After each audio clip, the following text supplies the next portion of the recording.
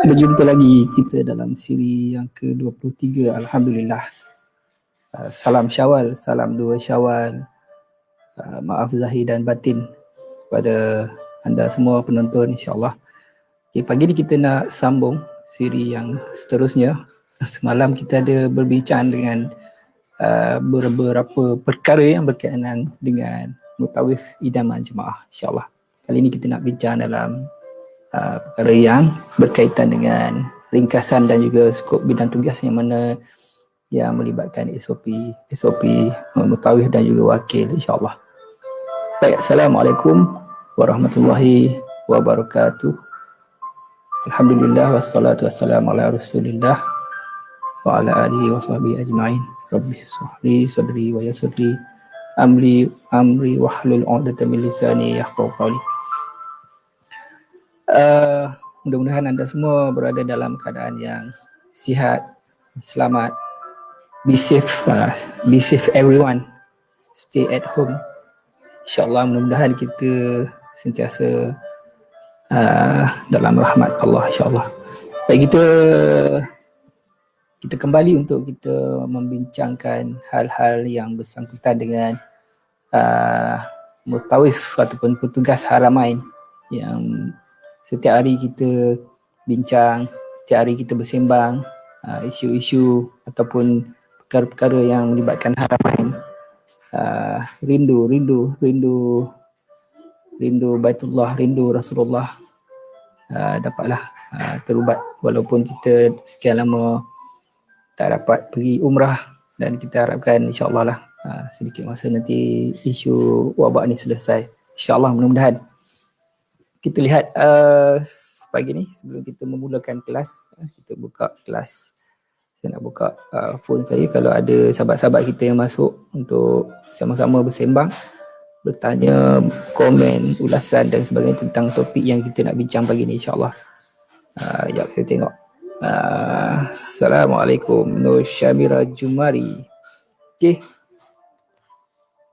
Waalaikumsalam, Arjun Cairo. Soalan saya, kenapa nama Arjun Cairo? Adakah pernah menetap di Cairo? Okey. Sesi semalam kita ada bincang mutawif idaman. Kita kembali sedikit sesi yang semalam, iaitu siri yang ke-22, iaitu berkenaan dengan mutawif idaman, yang mana kita melihat ada 5 ciri-ciri mutawif idaman yang perlu kita beri perhatian, yang perlu kita fokuslah di samping kita bertugas melibatkan ibadah, hukum hakam dan sebagainya, iaitu ciri-ciri yang melibatkan pengurusan ini kita tidak boleh abaikan. Sebab apa? Sebab ini antara 5 faktor kritikal atau faktor yang utama lah dalam maklum balas pelanggan, maklum balas jemaah kita yang diharapkan, yang diidamkan, iaitu saya ulang balik, semalam kita ada bincang panjang lebar, iaitu pantas memberi respon. Yang kedua, mengambil berat tentang jemaah. Yang ketiga, membimbing umrah bersama jemaah. Yang keempat, memberi perhatian ataupun fokus kepada jemaah umrah yang pertama kali. Dan yang terakhir sekali iaitu memberi tazkirah dan juga perkongsian ilmu ketika ziarah. So ada 5 lah faktor ataupun perkara-perkara yang kritikal lah, yang sangat-sangat diharapkan oleh jemaah, yang mana jemaah akan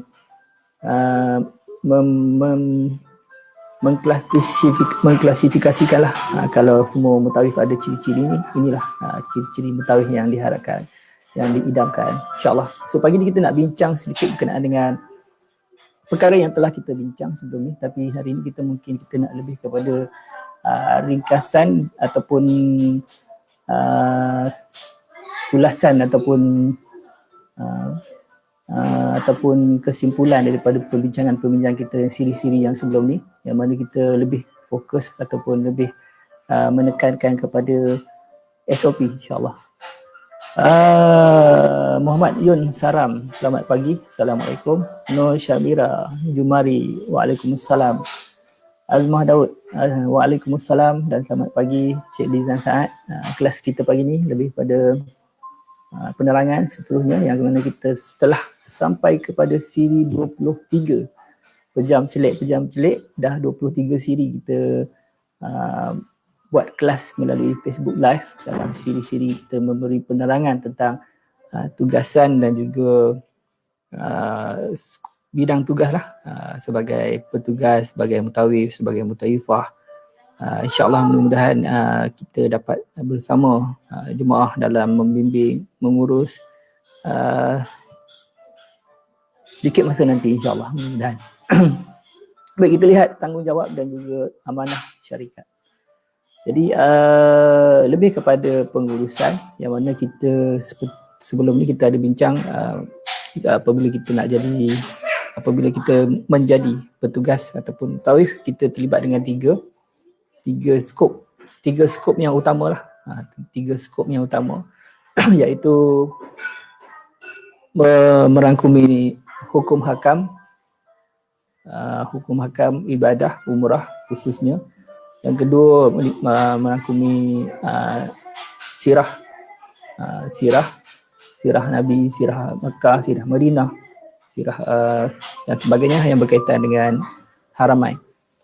Kemudian yang ketiga adalah pengurusan. So nombor 1 hukum hakam, nombor 2 sirah, nombor 3 pengurusan. Jadi nombor 1 dan nombor 2 ni sampai kiamat lah tak berubah. Mana rujukan kita Quran dan hadis. Jadi hukum hakam dan sirah ni kita kalau kita bertugas dengan mana-mana syarikat sekalipun, syarikat A, syarikat B, syarikat C, nombor 1 dan nombor 2 ni tetap tidak berubah ataupun samalah sampai kiamat lah, tak akan berubah. Jadi yang berubahnya yang nombor 3. Yang nombor 3 ni apa? Pengurusan. Pengurusan ni apa? Pengurusan ni adalah yang melibatkan hal-hal yang berkaitan dengan travel agent lah, yang mana menguruskan ibadah jemaah umrah, menguruskan ibadah ataupun jemaah umrah di Makkah Madinah, iaitu dari segi tempat tinggal, makanan minum, transport, airline, bas, jadual program, pengisian tambahan dan sebagainya, mana ini adalah dalam urusan pengurusan, iaitu nombor 3 ni. Nombor 3 ni lah yang kita nak bincang lebih sedikit, walaupun keutamaan lebih kepada nombor 1 dan nombor 2, hukum hakam dan juga sirah. Tapi hukum hakam dan sirah ni kita sedia maklum bahawa tahap kefahaman mutawif kita, petugas kita maupun jemaah lah, kebanyakan dia orang dah melalui persiapan persediaan khusus umrah sebelum pergi umrah dan sebagainya. Biasanya hukum hakam dan juga sirah ni biasanya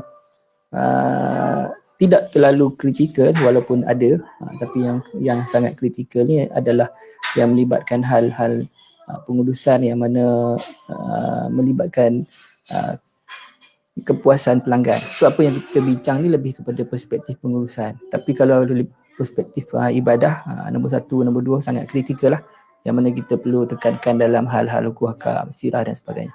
Jadi apa yang saya nak rumuskan di sini bahawa apabila kita menjadi petugas, mutawif dan sebagainya, nombor 3 ni berubah-ubah. Pengurusan ni berubah-ubah. Berubah daripada syarikat A, syarikat B, syarikat C. Mungkin berbeza dia punya pengurusan ni. Sebab itulah walaupun kita pernah bertugas dengan syarikat A, pernah bertugas dengan syarikat B, tetapi pada mungkin akan datang kita akan bertugas dengan syarikat C. So kita perlu belajar apa yang syarikat C uruskan ataupun sediakan package tu. Jadi mungkin tak berumur, mungkin tak sama dengan pengalaman ataupun tugasan kita yang mana pernah bertugas dengan syarikat A, syarikat B. Mana mungkin syarikat C ada perbezaan-perbezaan yang perlu disampaikan. Selalunya kita sampaikan melalui taklimat, melalui kelas-kelas perkongsian pengalaman, kelas-kelas latihan seperti yang kita adakan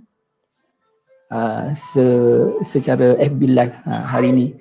Yang mana sebelum-sebelum ni kita buat kelas seperti biasa, cuma sejak PKP ni kita lebih kepada kelas online, FB Live, Google Meet dan sebagainya. Mudah-mudahan dapat memberi info lah yang membantu kita sebagai petugas haramain, insyaAllah. Kita lihat sahabat-sahabat kita masuk pagi-pagi ni, pagi-pagi Syawal tak beraya ke. Okay. Jumaya, waalaikumsalam. Haslina Abdullah, waalaikumsalam. Selamat Hari Raya Maaf Zahir dan Batin. Kita sambung lagi dalam siri-siri penerangan kita untuk memantapkan lagi khidmat bakti kita pada jemaah, pada Duyufur Rahman, dalam kita membimbing, mengiring, mengurus jemaah kita ke Baitullah, ke Makkah, ke Madinah, insya-Allah dengan sempurna ibadahnya, dengan makan minum kebajikan dan sebagainya terjaga. Itulah yang diharapkan oleh semualah, oleh kita, oleh jemaah, oleh syarikat dan sebagainya. Baik, kita lihat pagi ni kita nak sembang-sembang berkenaan dengan rumusan tanggungjawab dan juga amanah syarikat. So ada berapa Pak? Ada 6. Ada 6 skop dan juga SOP ataupun yang digariskan oleh syarikat lah ni. 6 skop ni adalah lebih fokus kepada syarikat tiram travel. Saya ingat mungkin syarikat-syarikat lain mungkin ada SOP dan juga skop-skop yang telah digariskan, tapi ini kita secara khususnya kita bincang melalui tiram travel, tapi mungkin secara asasnya lebih kurang lah, cuma mungkin ada lebih sini lebih kurang sana, macam itulah. Macam kita bincang pengurusan ni tak sama, syarikat A, syarikat B berbeza dari segi pengurusannya, tapi dari segi hukum hakam, sirah dan sebagainya, mana-mana syarikat pun sama aja. Jadi sebab itulah kita selalu membuat sesi penerangan, sesi penyampaian maklumat, update isu-isu semasa setiap tahun, setiap musim. Ada je perbezaan-perbezaan yang mana perubahan tu kadang-kadang datang daripada travel agent, perubahan tu datang daripada airline,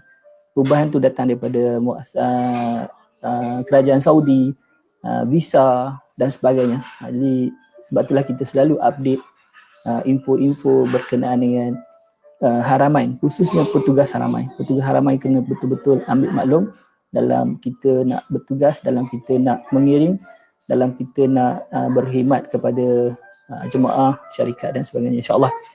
Kita lihat komen Ibrahim Ayub, subhanallah, apa khabar Tuan Haji? 6 skop SOP amanah. Kita dah siri yang ke-23. Pejam celek dah sampai siri 23 yang mana average satu siri dalam 1 jam 2 jam. Memang orang kata apa, kalau kita nak bincang topik isu ataupun berkenaan dengan pengurusan haramai ni memang tak habis sebenarnya, tapi kita cuba ambil poin-poin yang penting-penting saja dalam kita memberi gambaran, penerangan ataupun pandangan ataupun masalah yang mana kita sentiasa hadapi dalam menguruskan jemaah. Sekurang-kurangnya kita dapat idea, dapat gambaran, dapat membuka minda kita dalam kita menguruskan jemaah nanti, insya-Allah. Terutamanya bakal-bakal kita lah, bakal-bakal mutawif dan bakal-bakal mutawifah, insya-Allah. Haji Zulkifli bin Ismail, mutawif kita ni. Waalaikumsalam Tuan Haji. Kita sembang-sembang tentang mutawif pagi ni, insya-Allah. Kita pergi yang pertama, iaitu menjaga nama baik syarikat. So mana-mana mutawif pun, mana-mana syarikat pun, apabila mereka melantik mutawif, petugas, pastinya nama baik adalah perkara yang kita sedia maklum lah. Nama baik yang mana melibatkan nama baik, nama imej syarikat. Apabila kita sentuh pasal imej syarikat, macam-macam perkara lah kita perlu lihat dari segi servis, dari segi package, dari segi pengisian dan pelbagai lah, yang mana penilaian ni maklum balas daripada pelanggan, daripada mutawif kita, dia akan melihat semua secara keseluruhan, dari segi macam saya cakap tadi, package, airline, hotel, ibadah, mutawif, semua dari segi keseluruhan. So untuk menjaga nama baik itu secara keseluruhan lah. Tapi dari segi kalau kita fokuskan kepada mutawif, jadi mutawif ni perlulah lebih kepada wakil ataupun bagi pihak syarikat, yang mana mutawif ni adalah frontliner berhadapan dengan pelanggan, berhadapan dengan jemaah, iaitu mutawif ni adalah finishing, penyudah dalam sesebuah package yang telah didesain, yang telah dirancang, supaya menjadi seperti yang dirancang, supaya menjadi lancar, supaya tidak menjadi sebarang masalah, dan sekiranya ada masalah, mutawif inilah ditugaskan untuk penyelesaian masalah. Itu antara gambaran lah yang mana untuk menjaga nama baik syarikat ni tidak semudah itulah. Bukan sekadar kita nak jaga nama saja, tapi kita nak make sure everything yang kita ditugaskan, everything yang amanah yang diberikan dapat deliver, dapat diselesaikan, dapat dijalankan dengan baik, insyaAllah. Jadi kalau kita nak ambil contoh, banyaklah contoh-contoh yang melibatkan mutawif kita dalam memperjuangkan ataupun dalam berdepan ataupun dalam mewakili syarikat untuk menjaga nama baik syarikat. Jap kita tengok komen. Normah Misman, waalaikumsalam dan selamat pagi, salam Ramadan. Hari ni dah start puasa. Ada sahabat-sahabat yang kita dah start puasa, selamat berpuasa 6. Siti Hani, waalaikumsalam. Pagi ni kita sembang-sembang. Kalau ada masa, jom join sekali dengan saya. Ulang kaji tentang tugas-tugas haramain, pengubat rindu, pengubat bila kita sembang pasal haramain ni, kurang-kurangnya rindu kita terubatlah. Kalau kita selalu ingat, kita sembang, terubatlah, insyaAllah. Mudah-mudahan kita sampailah nanti, walaupun sekarang ada halangan-halangan yang tak dapat dielakkan. Suri apa khabar? Selamat pagi, selamat hari raya. Mungkin dah ada tetamu datang rumah ke agaknya. Okey, kita sambung balik tentang frontliner tadi. Frontliner iaitu mutawif yang diibaratkan sebagai frontliner. Frontliner ni penting lah dalam melengkapkan, dalam memberi servis ataupun perkhidmatan kepada sebuah syarikat. Macam kita bincang sebelum ni, walaupun syarikat tersebut design sebaik-baik mungkin, package ataupun hotel ni terbaik, flightnya bagus, makan minum taraf 5 bintang dan sebagainya, tetapi kalau mutawif ataupun wakil syarikat yang ditugaskan tidak committed lah dalam memberi khidmat bakti kepada jemaah, mungkin penyudahnya tidak cantik lah. Itu yang kita boleh buat kesimpulan. Kemudian berbeza juga kalau syarikat tu walaupun syarikat yang baru tapi belum ada pengalaman, tidaklah sehebat mana dia punya package, tapi kalau mutawif ni mutawif yang kreatif, yang bagus, yang komit, yang mesra pelanggan dan sebagainya, tapi penyudahnya, finishingnya mungkin lebih baik, mungkin terbaik, dan balas mungkin baik. Sebab inilah yang kita katakan mutawif ni sangat memberi impact kepada syarikat, dalam mewakili syarikat, dalam menjaga nama baik syarikat. Kita ambil satu contoh, kalau berlaku sesuatu yang di luar jangkaan seperti perubahan hotel ataupun bilik lambat, ataupun mungkin ada isu-isu teknikal yang kadang-kadang di luar jangkaan, ataupun flight delay dan sebagainya, yang mana terkandas di airport, yang mana flight delay 2-3 jam, flight delay 2-3 hari, macam-macam lagi, yang mana kadang-kadang perkara ni biasa berlaku, bukan tak berlaku, biasa berlaku bila kita jadi mutawif. Perkara-perkara yang melibatkan pergerakan permusafiran, handling dan sebagainya ni memang biasa berlaku. Jadi mutawif lah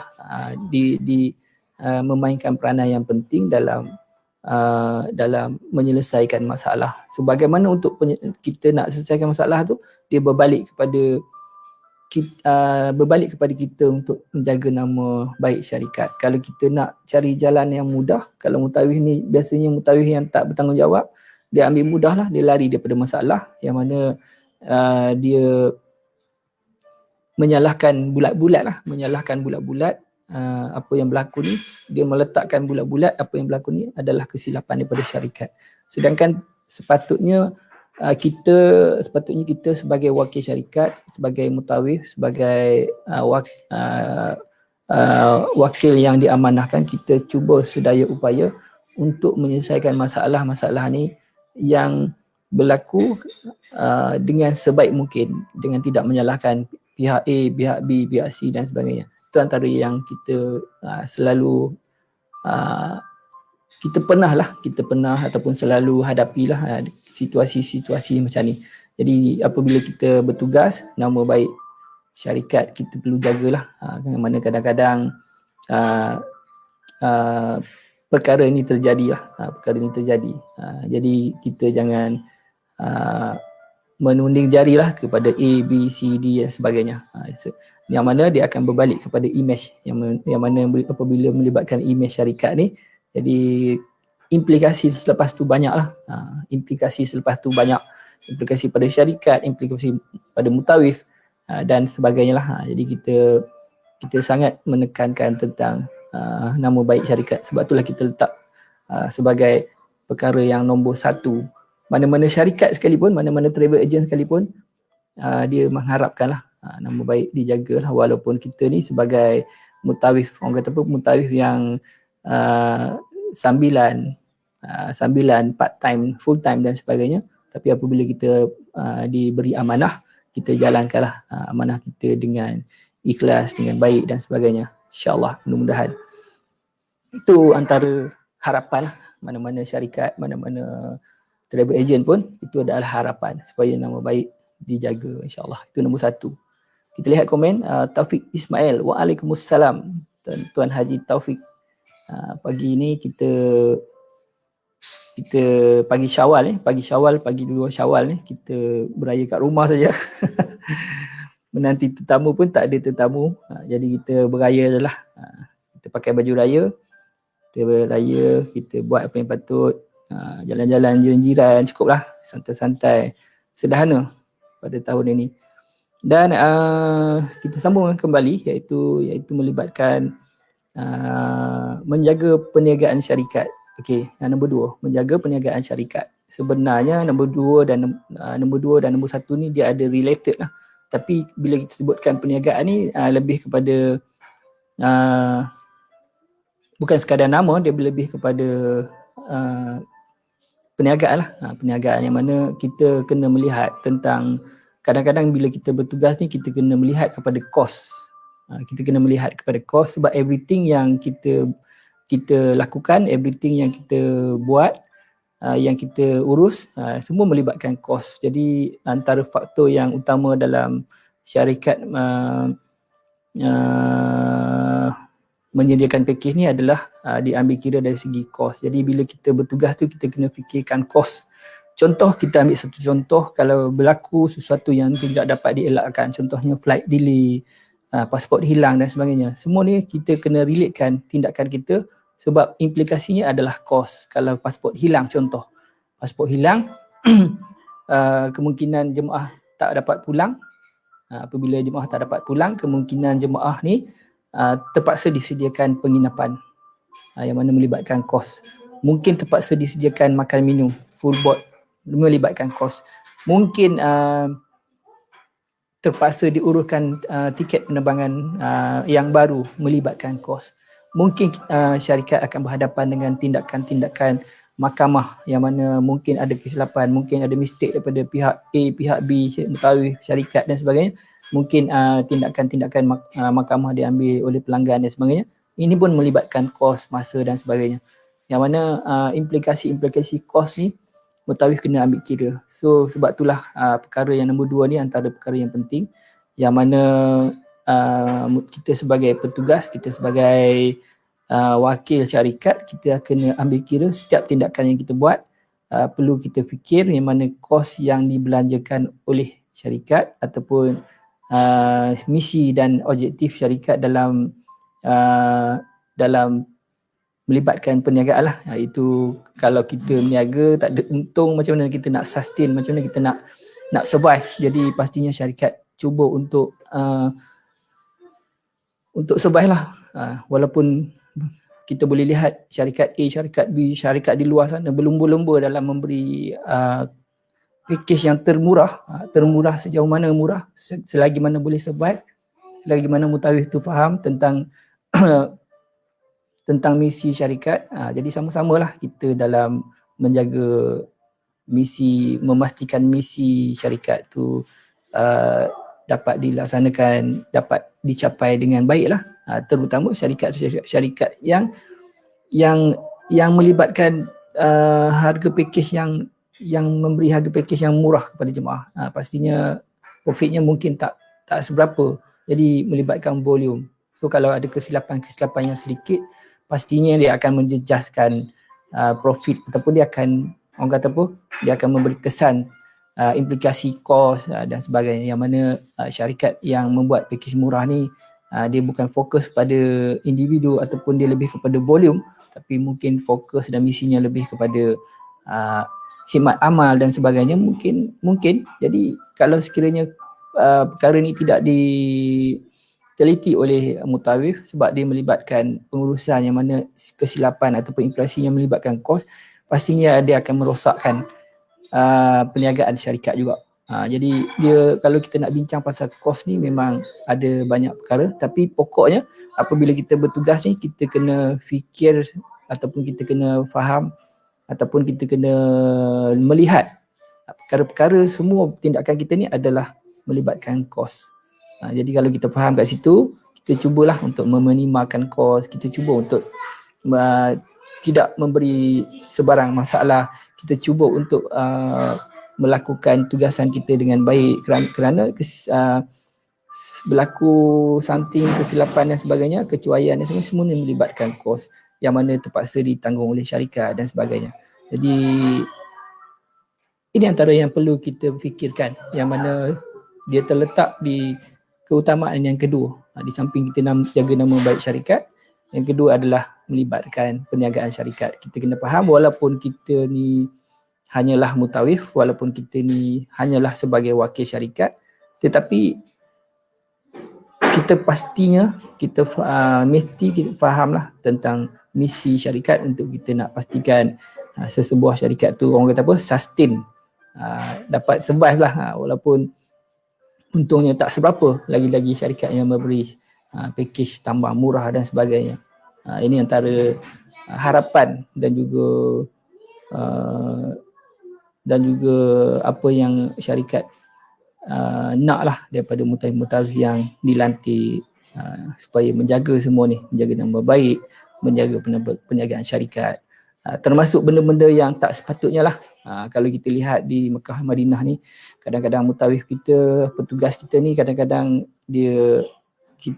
kalau kita guna bahasa yang tak berapa cantik lah, maaf cakap, mungkin ada di kalangan petugas kita ni mengambil kesempatan yang mana bisnes atas bisnes, faham? Bisnes atas bisnes. Contohnya dia menjalankan perniagaan yang secara illegal.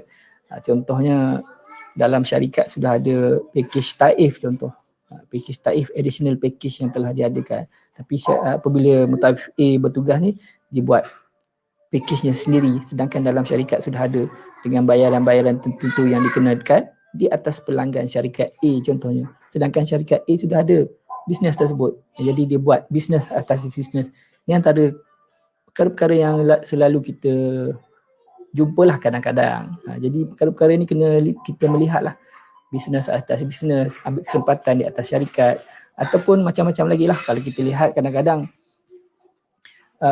melibatkan konflik of interest, yang mana kadang-kadang kita kempen pelanggan kita kepada jemaah kita kepada syarikat A, syarikat B, syarikat C, sedangkan kita sekarang bertugas dengan syarikat A, kita kempen kepada syarikat B dan sebagainya. Ini ada salah satu masalah lah, yang mana melibatkan nama baik syarikat, melibatkan perniagaan syarikat. Kita kena ambil kira semua ni.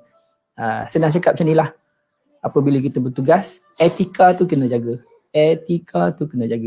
Maksudnya apa yang melibatkan etika ni, kita kena ingat lah, sendiri mau ingat. Macam tu, kadang-kadang walaupun perkara ni kita nampak remeh bagi kita, tapi sebenarnya apabila melibatkan etika ni, kita kena check and balance lah, kita kena fikirkan lah kesan dan implikasi terhadap perniagaan syarikat, terhadap nama baik syarikat. Saya harap membantu penerangan saya, gambaran secara ringkas. Kalau ada sebarang catatan, mungkin boleh buat catatan di ruang komen, ataupun mungkin boleh bantu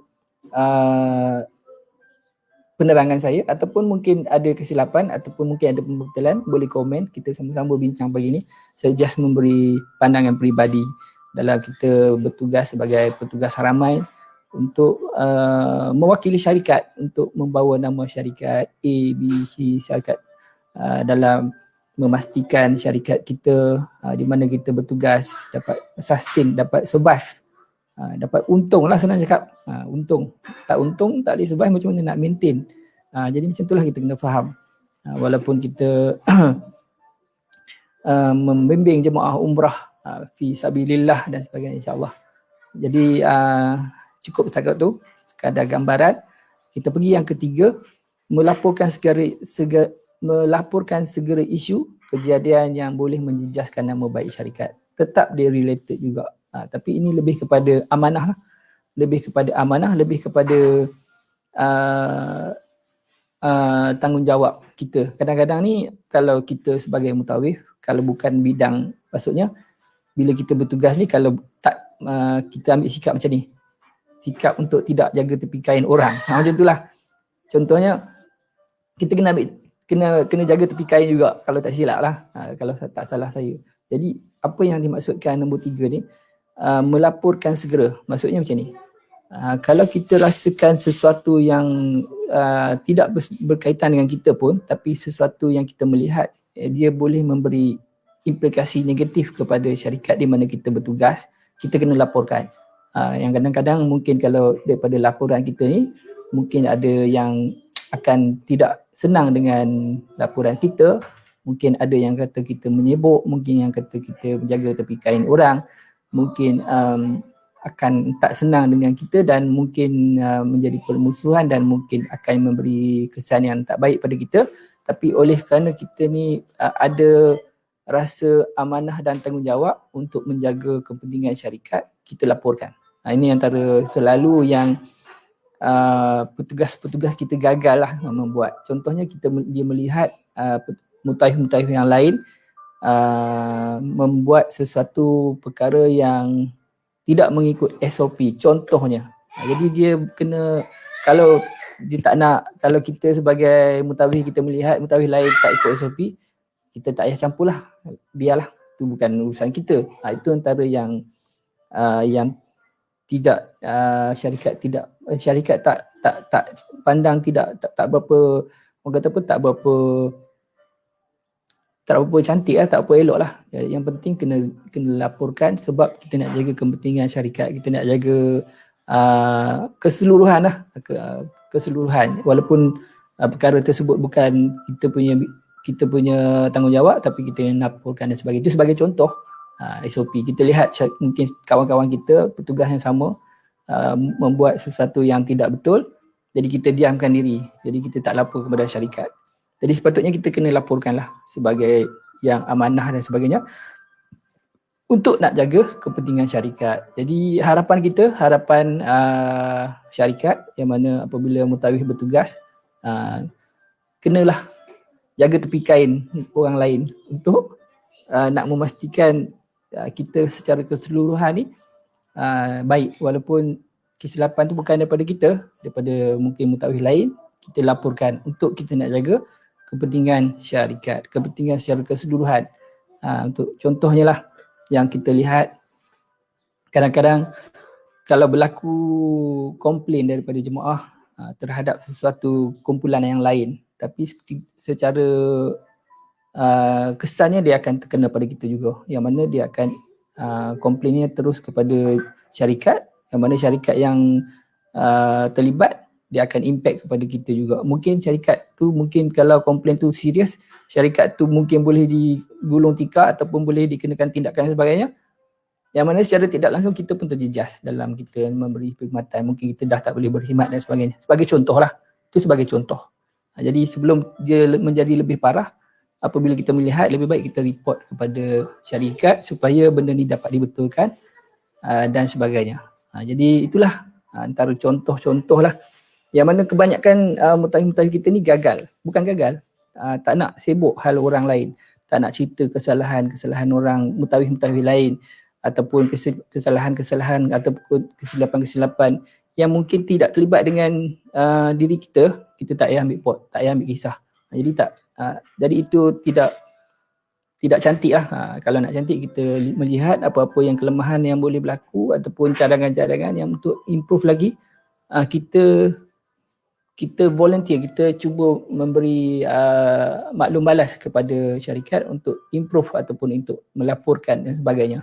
Kita ambil satu contoh, banyak perkara yang kita improve hasil daripada respon, hasil daripada laporan, hasil daripada laporan-laporan wakil-wakil mutawi-mutawi kita, yang mana mereka ni berhadapan melalui perkara-perkara yang berlaku di sana. Jadi syarikat cuba ambil input data yang telah dilaporkan, yang telah dimaklum balas, hasil perbincangan, baru kita buat satu penambahbaikan, best practice dan sebagainya.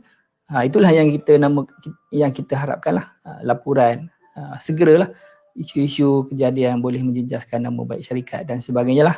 Tidak semestinya melaporkan, malah memberi cadangan-cadangan pun itu yang kita harapkan. Itu faktor yang ketiga, memberi cadangan-cadangan untuk penambahbaikan. Kita sebagai petugas, kita sebagai mutawif, kita kena sentiasalah memberi laporan, memberi cadangan untuk improve, tambah baik terhadap sesuatu lah yang bersangkutan dengan syarikat di mana kita bertugas, insyaAllah. Jadi kita lihat komen daripada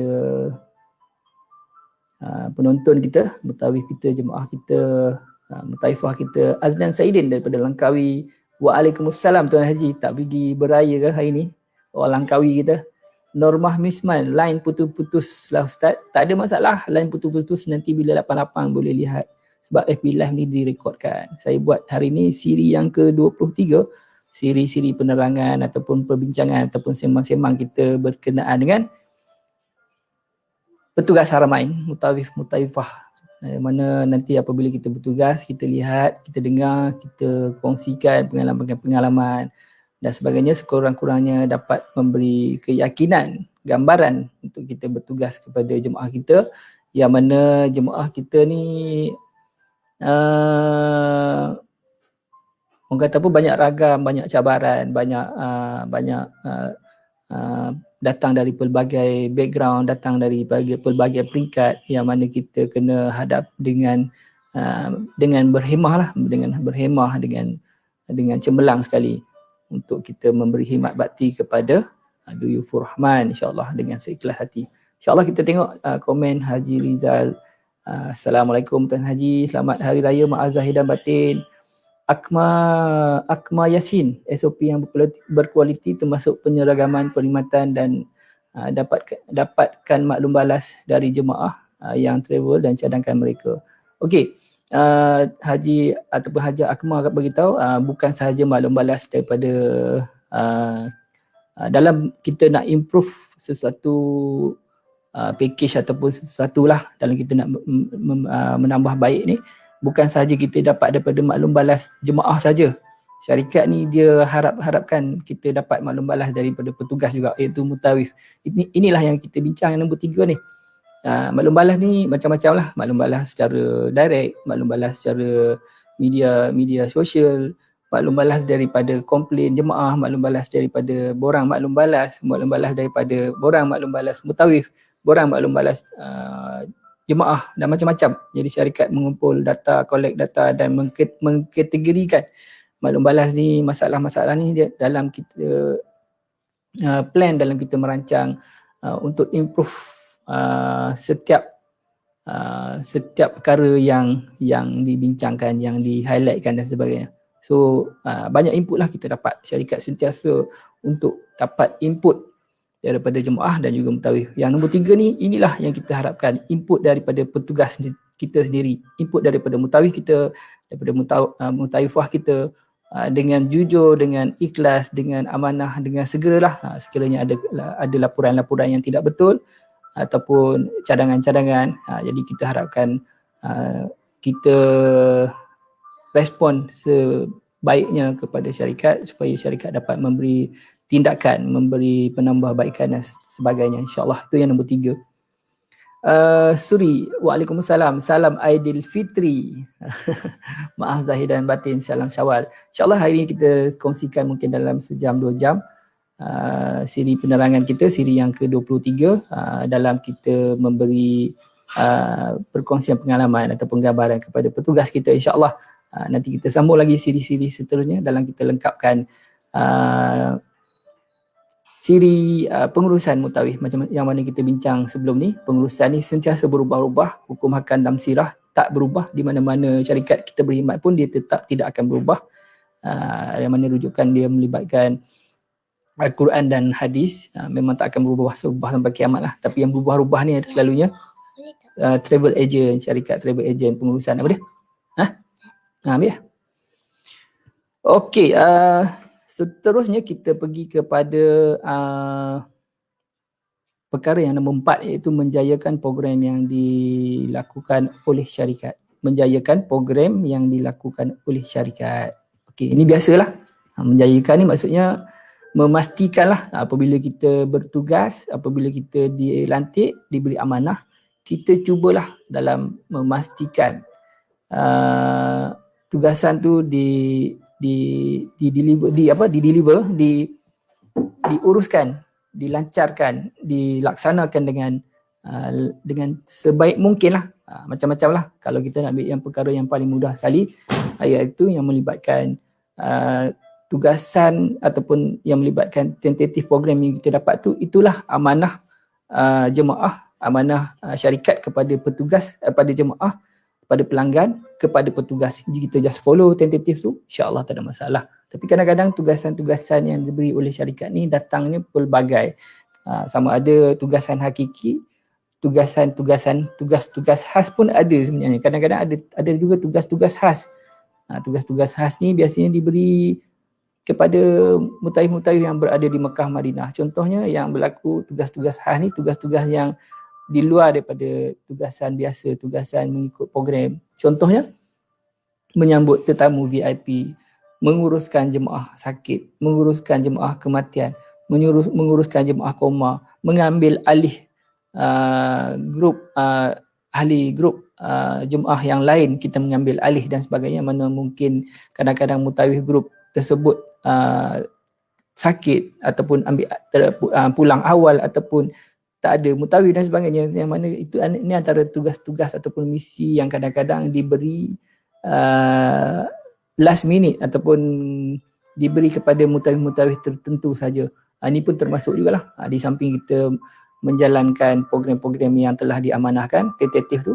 Dan ada juga kadang-kadang mutawif ni terpaksa menjalankan tugasan bukan dalam bidang, bukan yang tidak ada dalam skop dan bidang tugas pun, ataupun di luar skop dan bidang tugas. Contohnya program-program tambahan tidak ada dalam program jadual tugasan pun, tapi program tambahan ni adalah program pengisian yang baik kepada jemaah, yang mana telah digariskan. Contoh, kalau di Madinah kita ada dalam program yang telah diterima oleh jemaah, iaitu ziarah dalaman di Madinah. Tapi di Mekah tidak ada ziarah dalaman. Sebab apa tidak ada ziarah dalaman?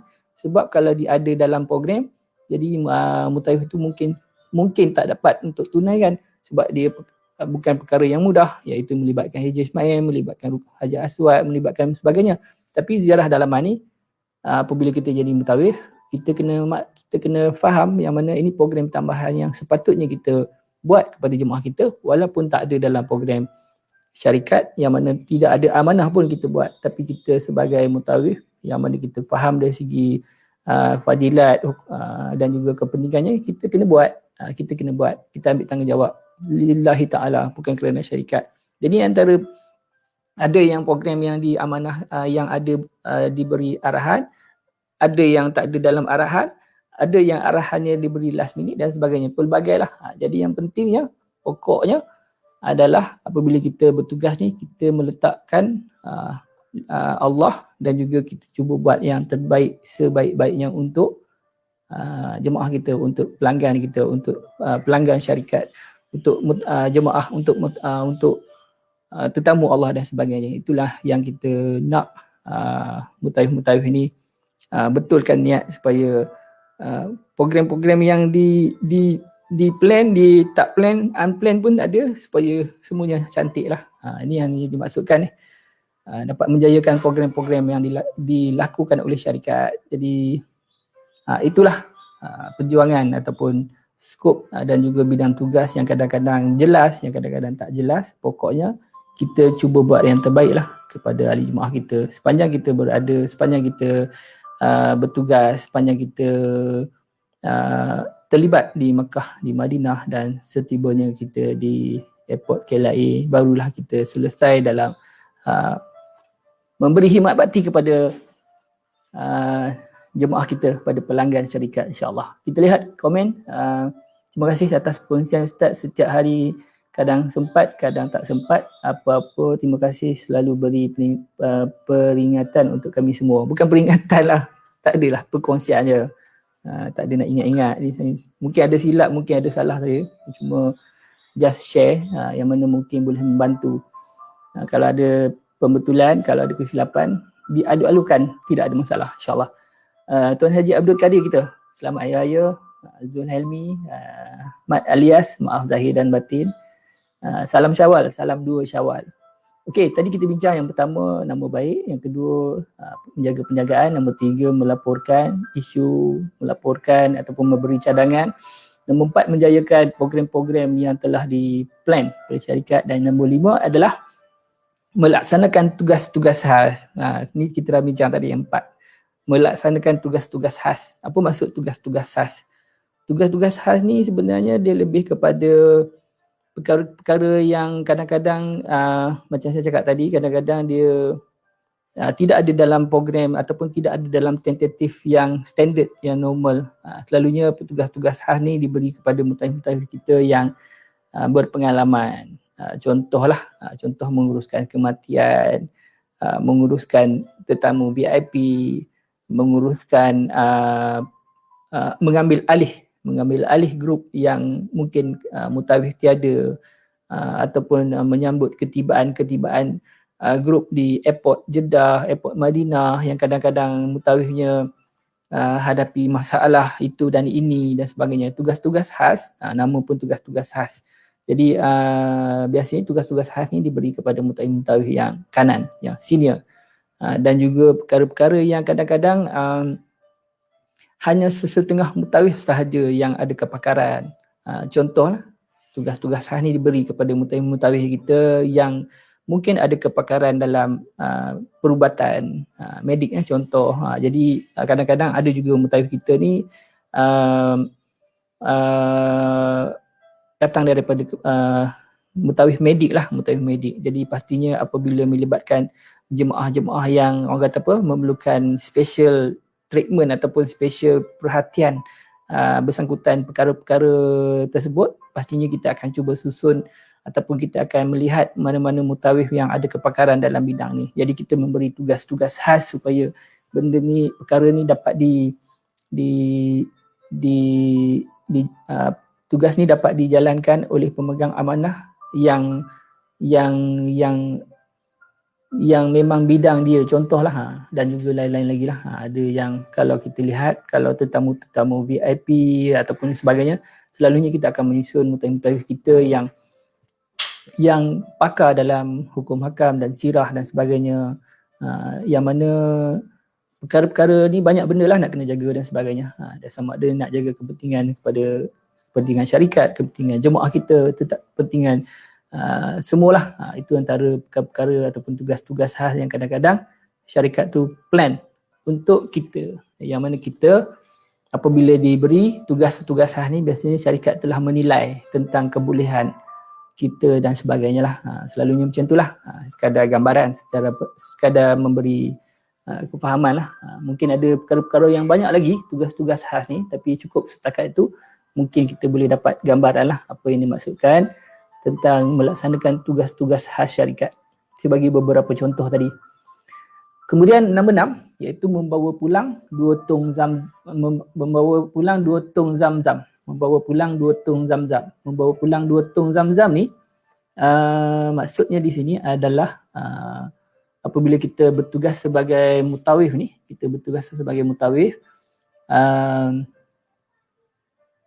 untuk nak bawa ekstra 2 tong zam-zam ni bukan mudah. Sebab apa?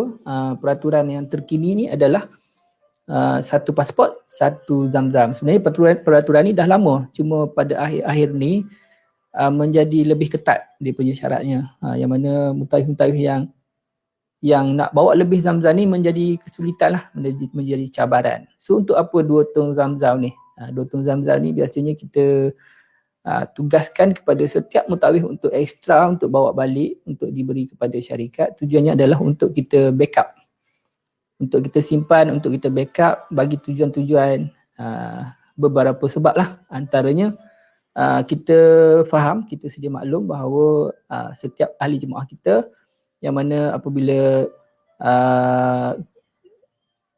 pergi umrah, pastinya masa balik kita akan memberi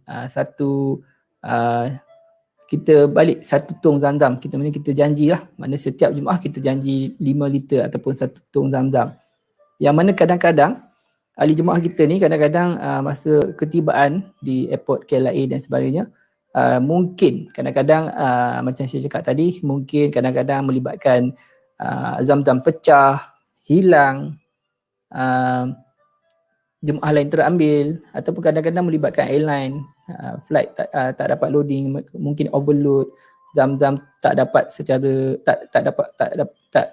tak diterima dan sebagainya, hilang di airport dan sebagainya.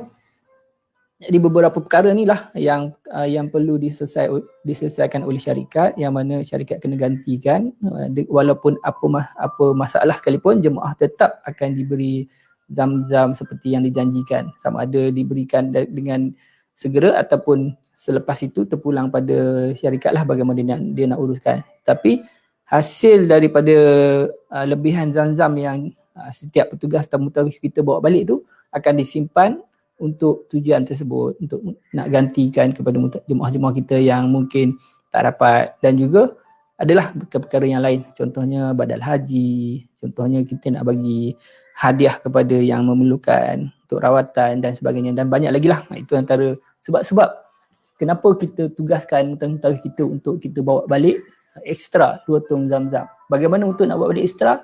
Rajin-rajinlah, mutawif, terutamanya mutawif yang baru, rajin-rajinlah bertanya, rajin-rajinlah belajar semasa berada di Mekah Madinah nanti dengan mutawif-mutawif kanan kita, dengan mutawif-mutawif senior kita. Don't worry, sebab apa? Kita biasanya mutawif baru, mutawif lama ni kita akan pergi dan baliknya, kepulangan dia, ketibaan dan sebagainya, biasanya kita akan gandingkan dengan mutawif-mutawif yang lama, boleh berbincang bagaimana untuk nak berunding, nak ekstra Zamzam, nak bawa balik dan sebagainya. Kalau ada rezeki ada, kalau tak ada rezeki kita halalkan je lah, kita tinggal je lah kat airport tu. Jadi perkara-perkara ni kena rajin lah, terutamanya rajin bertanya, terutamanya mutawif kita yang baru dengan mutawif kita yang lama, yang berpengalaman di Mekah Madinah, insya-Allah. So ada 6 perkara yang kita perlu beri perhatian dalam kita bertugas, iaitu tanggungjawab dan amanah kepada syarikat. Ada 6 perkara. Ada 6 perkara. Take note 6 perkara. Ni kita khususkan pada syarikat tiram travel. Tapi saya ingat mungkin syarikat lain pun ada perkara-perkara yang utamalah, tapi lebih kurang samalah. Cuma mungkin ada kurang tambahan-tambahan ciri-ciri elemen-elemen ni yang kita sebutkan ini, insya-Allah. Jadi kalau ada sebarang perbincangan atau soalan, boleh komen, kita tengok apa komen sahabat-sahabat kita. Syarif, apa khabar? Assalamualaikum. Selamat Hari Raya, maaf zahir dan batin. Okey, kita teruskan. Okey, kita telah bincang panjang lebar. Tentang pengurusan jemaah, persediaan jemaah, simulasi dan sebagainya. Hari ini kita lebih kepada ringkasan ataupun sedikit ulasan lah berkenaan dengan perkara-perkara yang kita telah bincang sebelum ni, iaitu melibatkan pengurusan dokumen jemaah. Kita lihat yang pertama, iaitu mendapatkan nama dan nombor telefon jemaah yang terlibat. Okey, itu nama yang pertama. Okey, apabila kita bertugas, solat apa tu? Asar. Solat asar? Belum lagi? Nak solat apa, Nas? Solat duha. Solat raya mana ada semalam je. Tak solat lagi, kita maaf ada gangguan. Okey, mohon maaf ada sedikit gangguan. Okey, kita lihat pengurusan dokumen jemaah. pengurusan dokumen jemaah. Yang pertama tadi kita bincang iaitu melibatkan mendapatkan senarai nama dan nombor telefon yang terlibat. Okey, apabila kita ditugaskan, apabila kita memegang amanah, kejap saya buka kipas. Panas pula.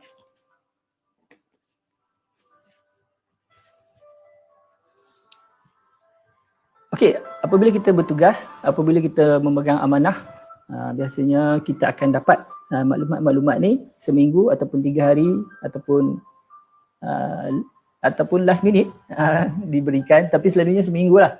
Seminggu sebelum kita seminggu sebelum penerbangan. Kenapa kita tak bagi awal? Sebab apa? Kita nak pastikan nama dan juga detail-detail yang lain kita diberi maklumat yang lebih tepat, yang final. Kalau kita bagi terlalu awal, mungkin ada perubahan maklumat, kita dapat maklumat yang tidak update dan sebagainya. Tapi kalau kita dapat maklumat tu last minute, selewat-lewatnya, itulah antara maklumat yang final lah. Boleh dikatakan final, mungkin ada perubahan. Tapi biasanya seminggu lah diberi kepada mutawif untuk tindakan. So pengurusan dokumen jemaah melibatkan yang pertama senarai nama jemaah dan nombor telefon. So apa yang perlu kita buat? Selalunya kita buat kita dah bincang panjang lebar dalam modul yang pertama, tapi kita just memberi ringkasan lah, summary apa yang perlu kita buat. Kita berhubungi jemaah, kita buat grup WhatsApp dan sebagainya. Saya tak detailkan, jadi saya just bagi gambaran lah.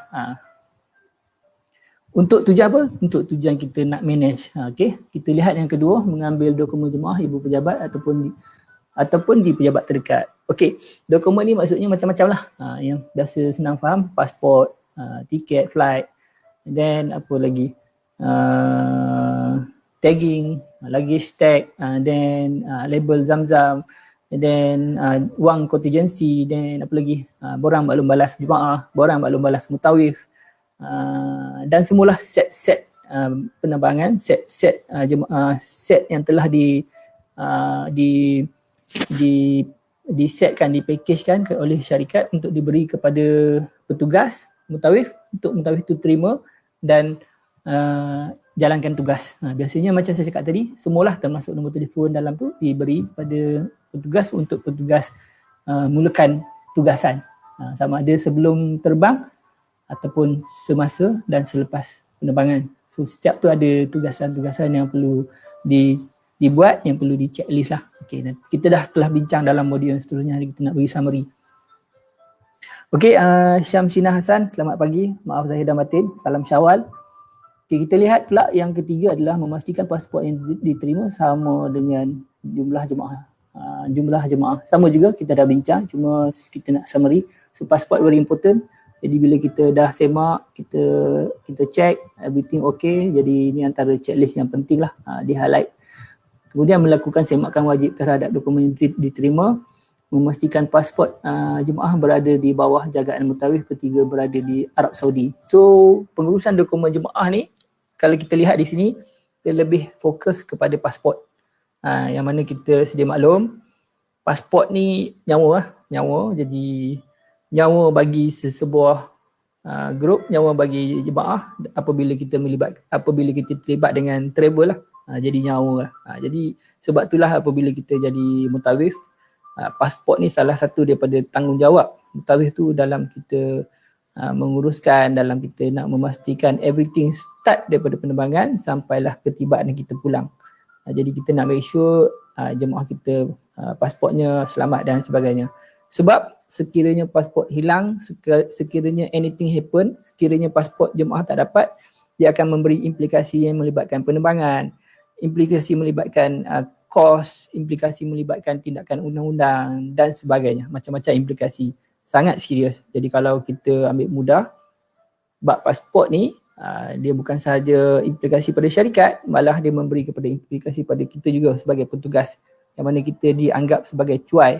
So apabila kita dianggap sebagai cuai, yang mana KPI kita lah sebagai mutawif yang dilantik, dia akan terjejas lah. Mungkin reputasi ataupun rekod kita yang tidak berapa baik untuk cadangan penerbangan kita seterusnya mungkin akan terganggu lah dengan masalah-masalah ataupun rekod-rekod kita yang berlaku, yang mungkin kita kita lakukan sebelum ini. Jadi kita kena pastikan pasport. So ni lebih kepada pengurusan dokumen ni fokus lebih kepada pasport. Jadi kita lihat gambar ni contoh lah. Ini contoh kita telah bincang panjang lebar sebelum ni. Boleh lihat pada modul yang pertama. So kita nak highlight lagi sekali dalam siri SOP ni. So ni antara contoh-contoh penerimaan lah. Penerimaan kita sebagai leader, sebagai mutawif, sebagai mutaifah dalam kita menguruskan jemaah kita, menguruskan pemusafiran jemaah kita supaya everything smooth lah, lancar, selamat pergi, selamat balik insyaAllah.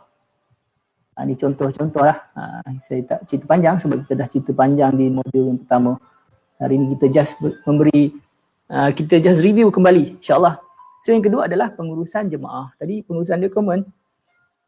Izham Ahmad. Izham Ahmad, selamat pagi Tuan Haji. Maaf zahir dan batin. So hari ini kita pergi yang kita just review kembali apa yang kita telah bincang, iaitu melibatkan pengurusan jemaah. Tadi kita uruskan dokumen, sekarang kita urus jemaah yang mana kita membuat grup WhatsApp kumpulan. So kalau kita lihat antara masalah yang kita telah bincang panjang lebar sebelum ni adalah masalah leader ataupun mutawif dengan jemaah ni, dengan pelanggan ni adalah penyampaian maklumat. Maklumat tak sampai, miscommunication di antara leader, antara mutawif dengan pelanggan, jemaah dan sebagainya. So salah satu perkara yang kita amalkan, yang kita arahkan, yang kita praktiskan, best practice lah yang kita buat pada masa ini, based on daripada maklum balas mutawif, jemaah dan sebagainya, kita mewujudkan grup.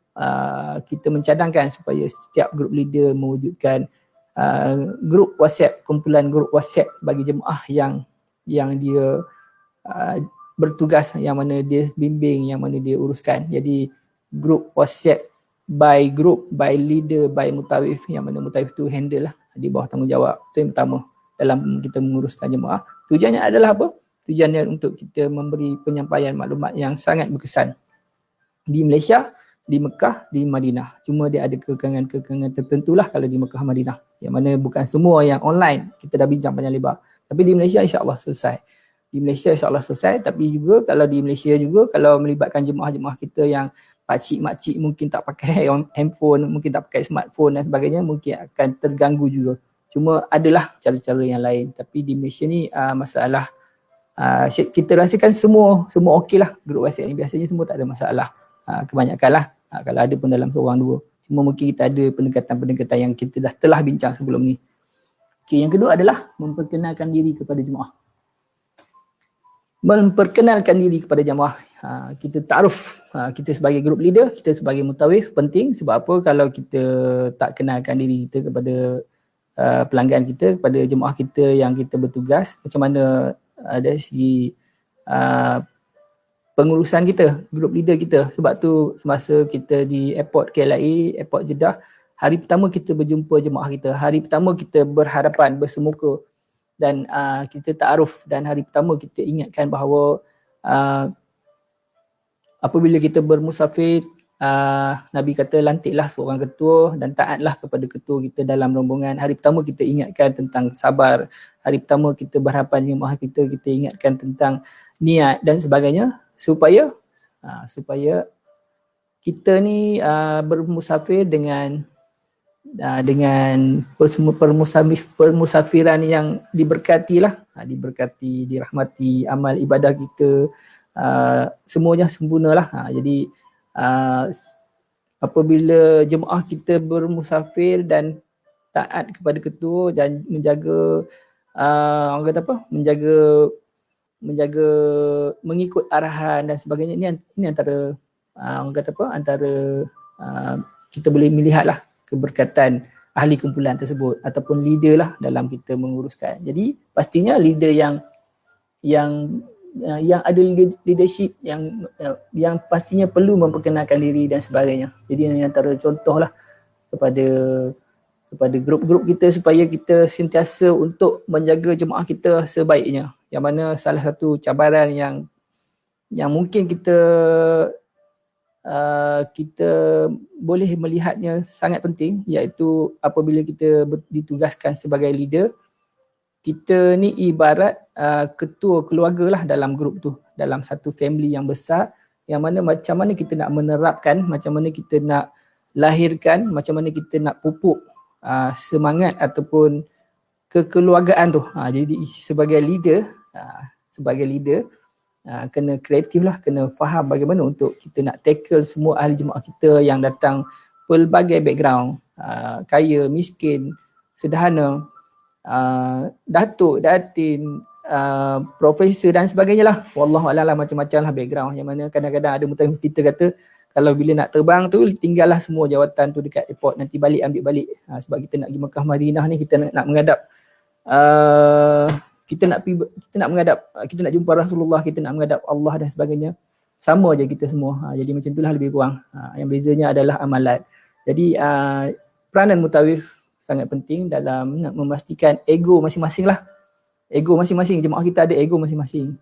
Mutawif pun ada kadang-kadang, wallahualam. Tapi ego tu lah kita nak kita nak kurangkan gap supaya setiap ahli jemaah kita dapat digrupkan, dapat dipupukkan semangat kekeluargaan supaya masing-masing gap tu dapat jurang ego tu dapat dipisahkan. Jadi setiap jemaah kita ada persefahaman, ada tolak ansur dan sebagainya. Inilah leader. Inilah grup leader yang sebenarnya dalam kita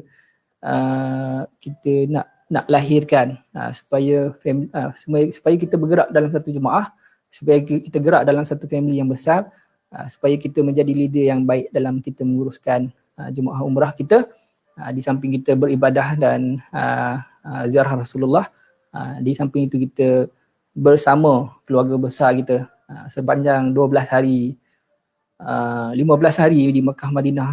Dalam kita bermusafir ni kita akan berhadapan dengan ahli keluarga besar kita, yang mana kita ni mutawif ni ataupun mutaifah ni ibarat ibu dan ayah. Jemaah kita akan mengadu je, akan mengadu everything, bukan saja mengadu tentang hal ibadah, bukan saja mengadu tentang hal kebajikan, sakit penat, makan minum dan sebagainya, malah lebih dari itu, kadang-kadang mengadu hal personal dan sebagainya. Kita ibarat ibu dan ayah apabila kita bertugas, apabila kita jadi mutawif. Inilah yang dikatakan leadership, bagaimana kita nak pastikan ahli jemaah kita everything okay lah, macam tu senang cakap, everything okay. Jadi antara kejayaan yang kita selalu lihat adalah kejayaan leader tu dalam membimbing jemaah menjadi grup jemaah tu, kumpulan tu menjadi satu family, yang mana kadang-kadang kita boleh lihat hubungan ahli jemaah kita di antara jemaah kita, grup WhatsApp yang ditubuhkan tu kadang-kadang tak habis di situ saja. Balik Malaysia mungkin sebulan, mungkin setahun, mungkin 2 tahun, mungkin 3 tahun selepas tu masih ada connection, masih ada hubungan, masih ada kontak, bertanya khabar dan sebagainya. Itulah antara asam garam, pahit manis ataupun cabaran ataupun antara kemahiran grup leader ataupun mutawif yang kita nak ataupun yang kita nak lahirkan. Bukan sahaja membimbing jemaah umrah, tapi lebih daripada itu supaya dapat memberi kepuasan yang maksimal lah kepada pelanggan dengan seikhlas hati. Okey, tadi topik apa tu? Memperkenalkan diri. Hasil daripada memperkenalkan diri itu leader bukan senang. Jadi itulah bagaimana leader tu dalam menguruskan grup. Jadi memerlukan kepakaran, memerlukan skill. Setiap leader, setiap mutawif ni dia ada skill dia. Kadang-kadang ada setengah-setengah mutawif kita ni kepakaran dia psikologi. Jadi dia boleh handle jemaah-jemaah yang kata apa? Jemaah-jemaah yang baran, yang marah tak bertempat dan macam-macam, dia boleh handle, dia boleh sejukkan, dia boleh coolkan. Itu satu. Ada setengah-setengah mutawif kita ni dia pandai berdebat. Bagilah apa benda pun jemaah ni tak puas hati benar, dia debat ataupun jawapan dia tu memberi penyelesaian kepada jemaah-jemaah yang tak puas hati itu dan ini. Cara dia berkomunikasi yang dapat memberi penyelesaian, itu antara kepakaran. Dan macam-macam lagi, ada mutawif kita ni kadang-kadang dia sabar pada tahap orang kata apa? Tahap dewa lah sabarnya. Jadi kena maki ke, kena apa ke, jemaah hentam ke apa, relax je, sabar. Yang ini pun satu kepakaran juga, satu kelebihan juga antara mutawif kita yang ada. tenang je. Jadi macam tu. Bukan senang bukan senang, kena marah jemaah, berlaku itu dan ini depan publik dan sebagainya. Bukan senang. Itu antara kelebihan ataupun kepakaran juga skill setiap mutawif kita, mutawifah kita, macam-macam lagi lah. Ada setengah-setengah mutawifah kita ni ataupun mutawif kita ni memang betul-betul pakar dalam bidang masing-masing. Jadi tu masing-masing lah kepakaran. Jadi itu berbalik kepada sesi ta'aruf tadi. Ta'aruf. Jadi panjang pula cerita dia. Kita terus yang ketiga adalah memberi panduan, gambaran dan keadaan Mekah Madinah. Muhammad Rudi Kha, Assalamualaikum, selamat Hari Raya, maaf zahir dan batin. Tak ada komen ke? Tak ada yang nak teman saya sembang-sembang ke? Tak ada yang komen-komen pagi ni? Ataupun nak bagi ulasan, ataupun nak bagi pembetulan, komen lah. Kita sembang-sembang tentang topik hari ni. Sekarang kita berbincang berkenaan dengan pengurusan jemaah. So kita pergi kepada tajuk memberi panduan gambaran awal kepada Mekah Madinah. Okey, terutamanya ni lebih kepada jemaah-jemaah yang pertama kali lah. Jemaah-jemaah yang pertama kali selalunya memang kita kena betul-betul memberi gambaran dan juga panduan di Mekah Madinah. Macam-macam, bukan sahaja gambaran atau panduan dalam melibatkan ibadah, malah panduan melibatkan hal-hal selok-belok ataupun kedudukan ataupun aktiviti dan sebagainya lah sepanjang hari pertama, sepanjang program daripada hari pertama sampailah hari akhir. Jadi mutawif ni kena sentiasa memberi gambaran, memberi panduan sampailah jelas. Sebab apa? Sebab jemaah kita ni tak pernah sampai pertama kali, cuma dengar ataupun melihat ataupun baca daripada buku dan sebagainya, tapi hari ni mereka berada di lapangan. Contohnya jemaah-jemaah kita yang baru pertama kali yang sampai Mekah tak pernah melihat Kaabah di depan mata, tiba-tiba hari ni melihat Kaabah depan mata. Jadi penghayatan ataupun bagaimana mutawif ataupun petugas ni untuk nak buat yang terbaik pada jemaah-jemaah kita yang pertama kali dan sebagainya. Jadi itulah cara penyampaian maklumat dan sebagainya. Kita cuba buat yang sebaik mungkin lah. Ini memberi panduan, gambaran awalan keadaan Mekah dan Madinah. Termasuklah tempat-tempat sirah Nabi dan sebagainya. Seterusnya kita lihat memberi bantuan pertukaran bilik, mendapatkan kerusi roda, hukum hakam, ubat-ubatan. Wan Fazli, selamat pagi Tuan Haji. Hari ini kita sembang-sembang tentang Haramain. Bukan sembang Hari Raya. Saya buat sikit-sikit penerangan untuk habiskan. Dan selesailah. Lagi tak habis ni saya rasa macam ada yang tak kena lah kalau saya tak habiskan apa yang model-model yang dalam penerangan kita lah, insyaAllah. Kita cuba habiskan walaupun tak sebaik manalah, mungkin ada kurang, mungkin ada lebih, mungkin ada kesilapan, tapi tidak-tidaknya adalah untuk perkongsian kepada bakal-bakal petugas kita yang akan mengiringi jemaah umrah insyaAllah pada masa akan datang.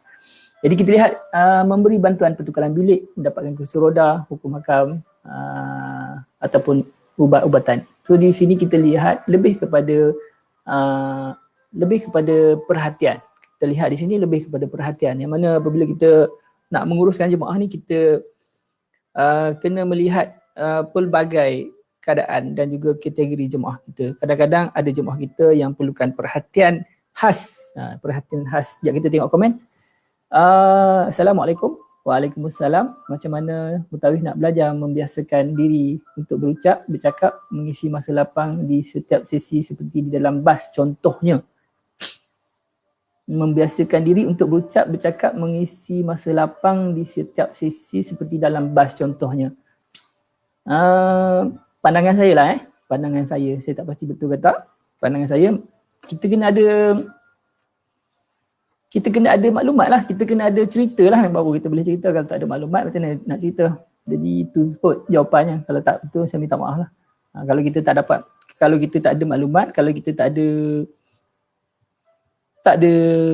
ada benda nak cerita, macam mana kita nak isi. Jadi rajin-rajinlah kita update maklumat-maklumat tempat sirah, maklumat-maklumat berkenaan dengan pengisian dan sebagainya, kita update lah supaya kita dapat memenuhi masa lapang dalam bas, terutamanya bas di Mekah Madinah, yang mana banyak masa supaya kita dapat isi. Ada setengah-setengah mutaawif kita ni bukan saja dia isi dari segi sirah Mekah Madinah, malah dia isi dengan perkara-perkara yang melibatkan zikir, selawat Nabi, ajak jemaah untuk sama-sama berselawat dan macam-macam lah aktiviti-aktiviti pengisian-pengisian yang baik untuk jemaah dalam bas, bukan sahaja sirah. Itu antara cadangan lah, kreatif. Dan ada juga jemaah mutaawif kita ni yang juga kreatif. Dia buka CD dalam bas ni, ada screen CD, ada VCD kan dalam bas perjalanan jauh. Dia buka CD, contohnya CD tentang sirah Mekah Madinah, contohnya alah paling mudah pun ceramah-ceramah agama dan sebagainya, ataupun ceramah-ceramah berkaitan dengan hukum hakam ibadah umrah dan sebagainya. Mana setiap perjalanan tu ada juga pengisian, dan juga paling simple sekali buka mengaji Quran lah, MP3 dan sebagainya dalam bas. Sekurang-kurangnya ada pengisian. Kalau kita sendiri belum bersedia untuk berkongsi, kita ada option yang kedua, iaitu kita boleh melihat kepakaran yang ada di kalangan jemaah kita, yang mana kita telah ada laporan ataupun maklumat background setiap ahli jemaah kita, yang mana kita telah bincang sebelum ni. Setiap ahli jemaah kita tahu background masing-masing, yang mana based on kita buat research, kita buat kajian sebelum ni. Okay, jemaah kita yang ni pakar dalam bidang perubatan, jemaah kita yang ni pakar dalam bidang hukum hakam, jemaah kita yang ni pakar dalam bidang psikologi dan sebagainya. Jadi dalam sepanjang perjalanan kita dalam bas tu, mungkin kita boleh melihat ambil manfaat lah kepakaran jemaah kita ni, mungkin boleh dikongsikan kepada jemaah kita yang lain untuk ambil manfaat. Contohnya, ada di kalangan jemaah kita ni memang pakar dalam bidang perubatan, jadi kita panggil dia ke hadapan untuk kita minta dia beri sedikit perkongsian tip-tip keselamatan, tip-tip kesihatan dan sebagainya. Walaupun tidak berkaitan dengan umrah haji, tapi dia dia ada manfaat, dia ada faedah tentang, dan yang menyampainya memang bidang dia, memang itu antara yang bermanfaat lah. Dan juga contoh yang lain, mungkin di kalangan jemaah kita ni pakar bahasa Arab, cikgu bahasa Arab contohnya, mungkin kita panggil untuk 10 minit bagi share bagaimana untuk belajar untuk bahasa Arab ringkas contohnya lah. Ataupun mungkin ada di kalangan jemaah kita ni pandai dalam bidang hadis Nabi dan sebagainya, mungkin kita panggil ke hadapan, sebab kita sendiri pun tak berapa pandai dan sebagainya, panggil ke hadapan, kita minta dia kongsikan apa yang baiklah kepada jemaah kita. Ni antara pengisian kita yang boleh buat di dalam bas. Tidak semestinya mutawif, tidak semestinya mutaifah, tapi tengoklah pada kreativiti kita. Abi Muyat, membantu tak jawapan saya? Kalau untuk membantu saya minta maaf lah. Saya harap membantu. Dan Abi Muhyat, daripada mana tuan? Daripada mana? Boleh kita berkenalan? Norkiah Zainul, Waalaikumsalam, baru dapat masuk. Silakan. Kelas kita pagi-pagi ni, insyaAllah saya ada lagi setengah jam untuk saya habiskan. Nanti kita sambung dalam siri yang ke-24. Elangga Putra, selamat pagi. Salam Aidilfitri. Okay, kita sambung kembali tentang memberi bantuan pertukaran bilik, mendapatkan kursi roda, hukum hakam dan ubat-ubatan. Kalau kita lihat di sini, memberi bantuan pertukaran bilik ni memang perkara yang biasa apabila kita jadi mutawif dan juga petugas. Sebab apa? Pertukaran bilik ni kadang-kadang berlaku, boleh dikatakan boleh sentiasa berlaku. Sebab apa? Sekejap kita tengok komen. Abi Muyat, membantu sangat Ustaz dari Sarawak. Oh, daripada Sarawak. Kalau tak membantu tu, mungkin kita boleh tanya pakar-pakar yang lain lah. Saya just memberi pandangan. Okey, tadi berkenaan dengan pertukaran bilik kan, berkenaan dengan pertukaran bilik, kita kadang-kadang kita berhadapan dengan jemaah yang kadang-kadang hadapi macam-macam masalah. Kadang-kadang ada bilik yang bermasalah, contoh bilik yang rosak, aircon rosak, tak sejuk dan sebagainya. Kadang-kadang ada yang keadaannya biliknya bertembung, esoknya jemaah lain masuk, tapi oleh kerana bilik tak ada, hotel ni biasa di switch, kita terpaksa pindahkan jemaah kita sementara di bilik ni, esok pindah bilik lain pun boleh jadi juga. Dan kadang-kadang tak ada bilik, full book. Kita faham di Mekah Madinah, hotel yang paling sibuk, in dan out dia hari-hari. Dia tidak ada masalah terhadap orang kata apa, pelanggan yang mencari, bukan dia cari pelanggan. Contoh dua pengisian dalam bahas yang menarik. Contoh dua pengisian bahas yang menarik, Nurkiah Zainul. Contoh pengisian bahas yang menarik ni adalah selalunya yang pertama kita buat sesi 2 hala. Sebab apa, perjalanannya jauh, kalau kita buat satu hala aja orang ngantuk, orang letih.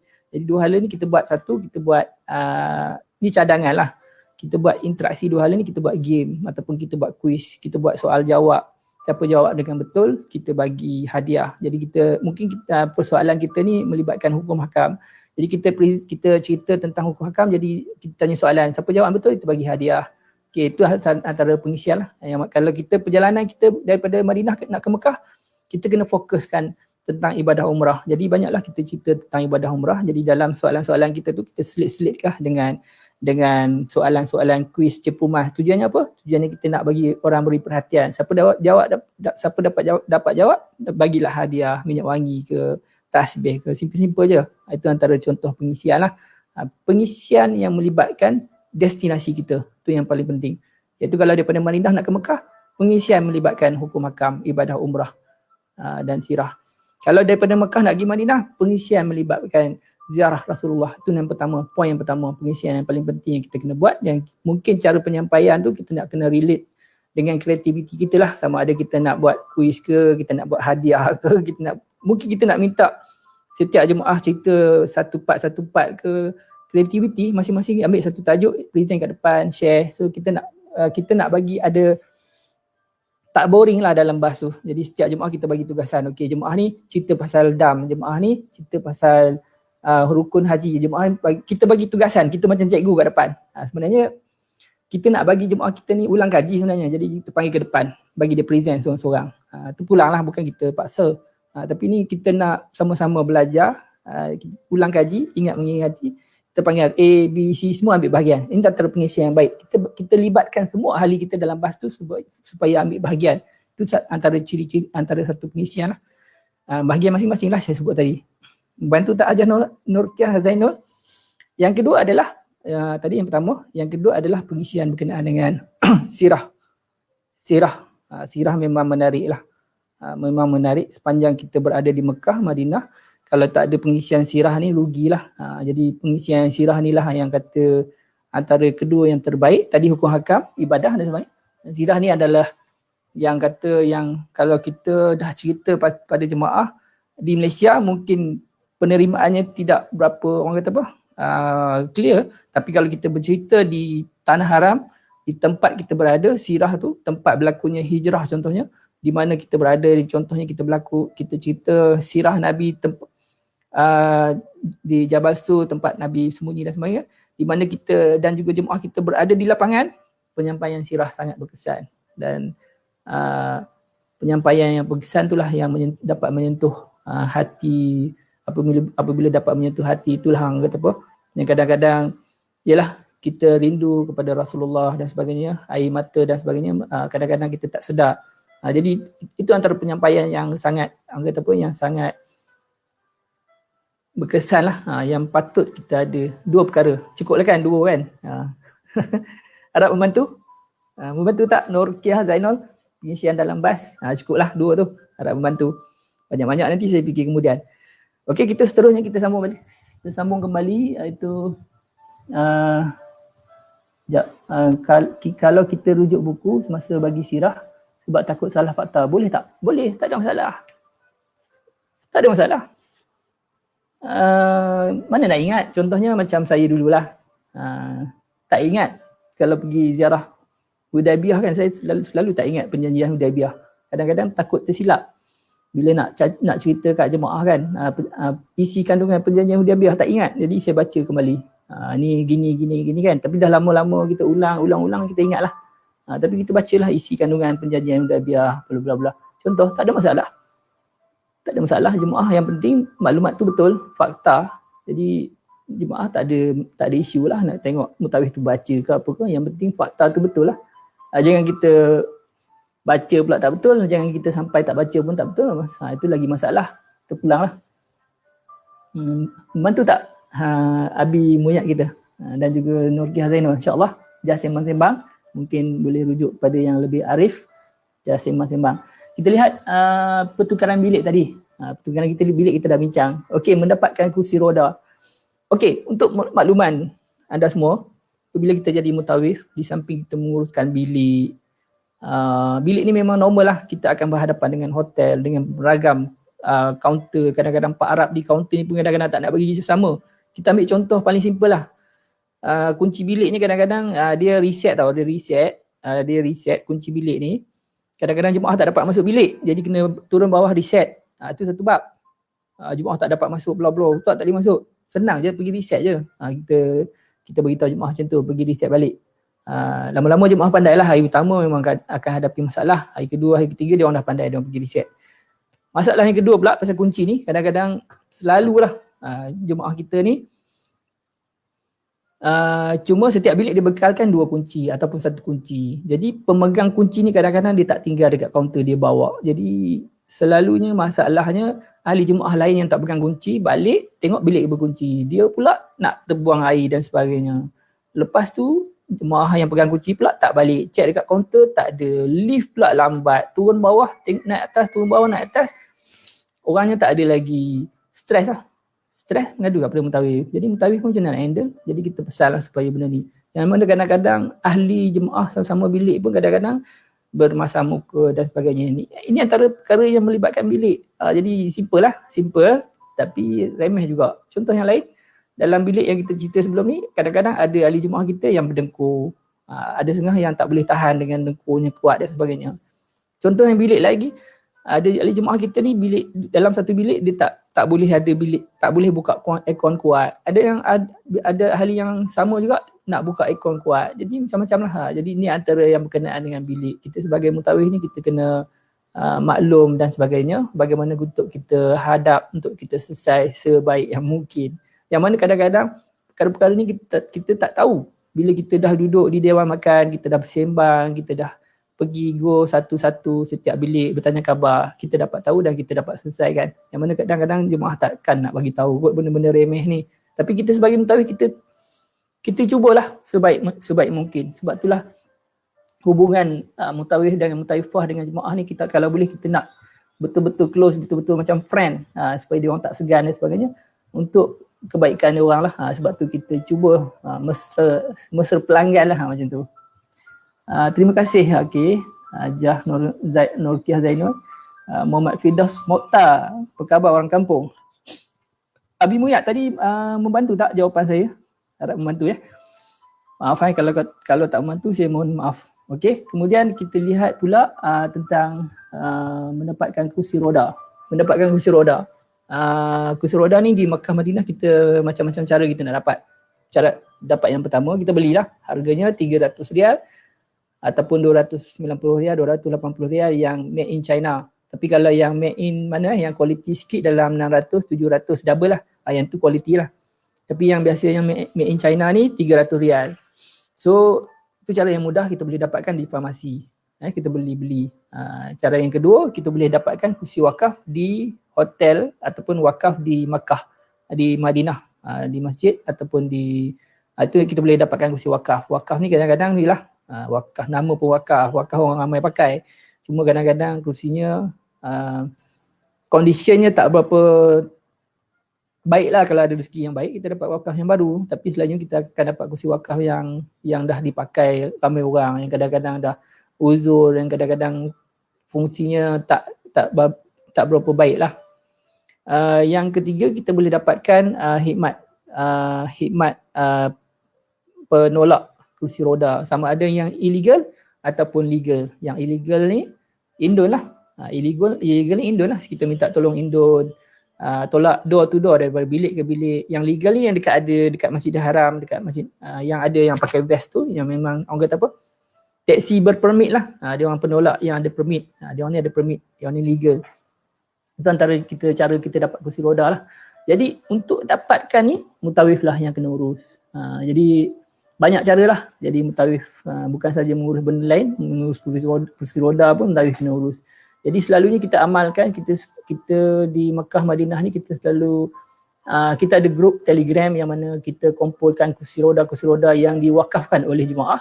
yang diwakafkan oleh mutawif, yang mana kadang-kadang kalau ada keperluan kita cuba dapatkan kursi roda wakaf di antara syarikat kita dulu sebelum kita pergi kepada hotel dan sebagainya. Selalunya kita kumpul lah, dan kita galakkan ahli jemaah kita supaya mewakafkan kursi roda yang mana dapat digunakan oleh ahli jemaah kita yang lain.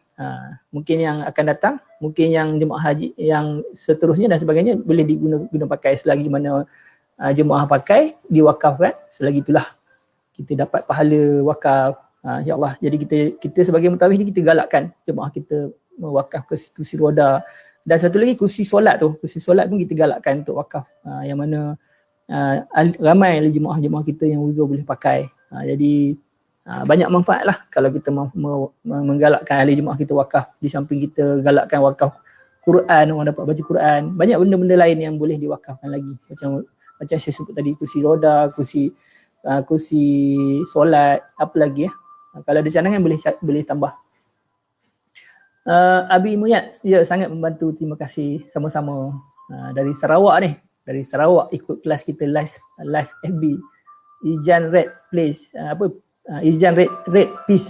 Selamat Hari Raya, maaf zahir dan batin. Hari ini kita buat kelas-kelas sembang-sembang tentang mutawif kita lebih kepada summary lah.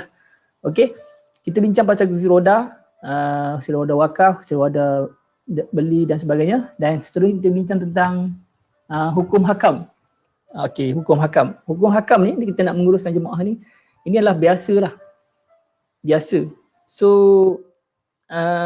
selalunya permasalahan yang berlaku iaitu melibatkan, kalau kita pergi taif, yang melibatkan perkara-perkara yang khilaf, tawaf wadak, tak tawaf wadak. Jadi mutawif kita ni pun kadang-kadang confuse juga, yang melibat khilaf nak pegang yang mana satu dan sebagainya. Sebab tu kita selalu pastikan supaya mutawif kita rujuk pada muzakarah dan sebagainya lah dalam kita membuat keputusan. Di samping mutawif buat keputusan, ada juga jemaah yang lain buat keputusan juga. Akan ada juga pertemuan tentang hukum dan sebagainya. Jadi di sini ada satu konflik mana yang pegang dan sebagainya.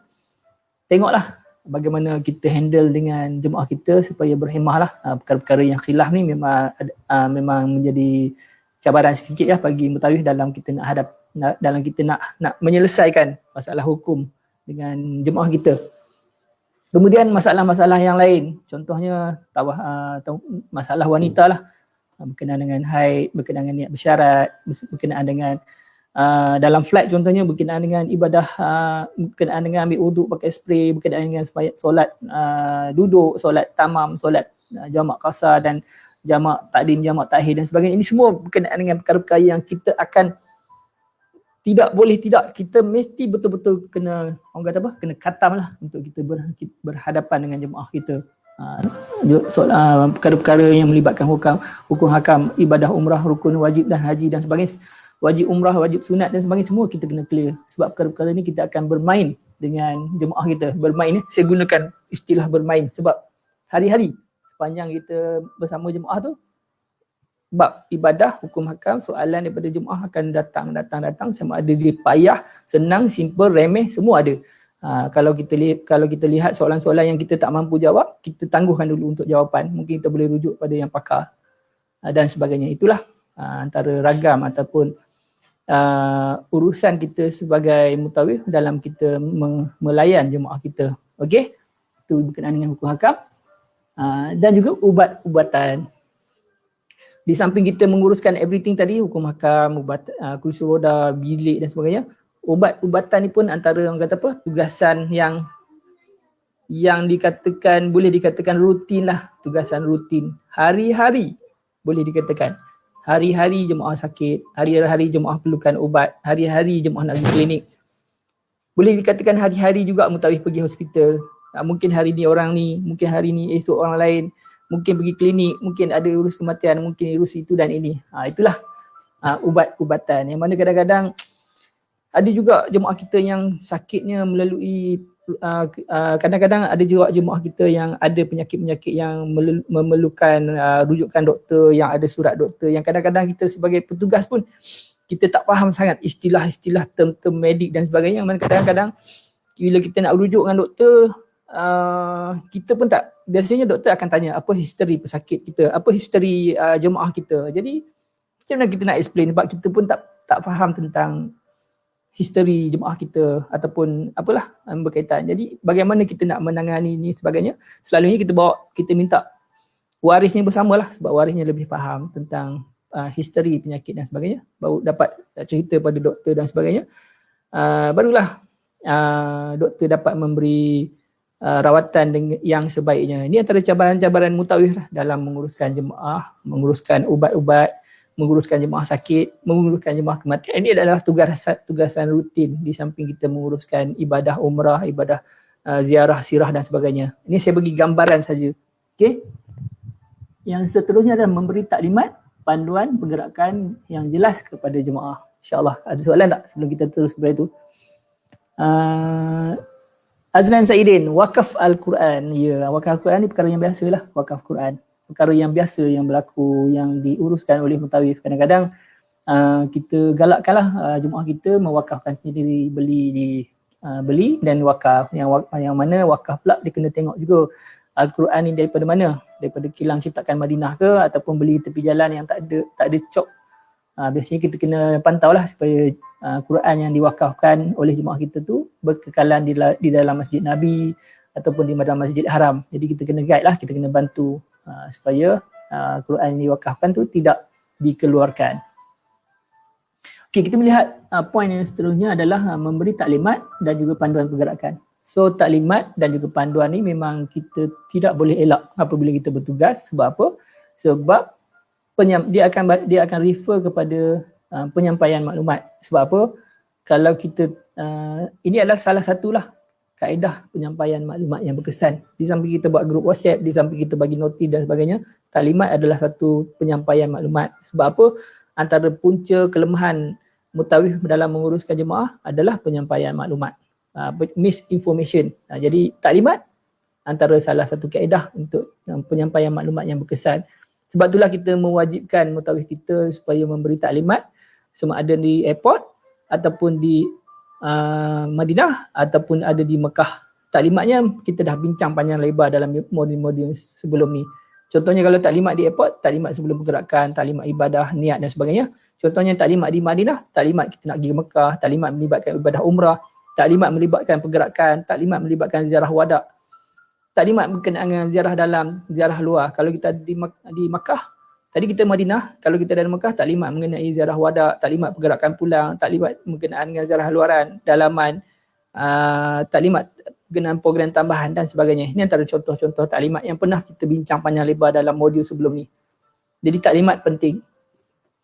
Dan selalu kita akan buka soalan lah kepada jemaah untuk sebarang isu, sebarang persoalan supaya kita boleh ada interaksi di antara jemaah kita yang ada di sana lah. Kita tak pasti sebab kadang-kadang tahap penerimaan setiap jemaah kita ni tak sama. Ada yang kita terang sekali dia tak faham, 10 kali pun dia tak faham. Jadi mungkin dia nak kita terang mungkin cara penerangan yang lain, ataupun mungkin kadang-kadang dia lebih senang penerangan tu by personal dan sebagainya. Jadi macam-macam lah kita kena melihat ahli jemaah kita ni. Jadi kita jangan ingat kita terang tu semua faham.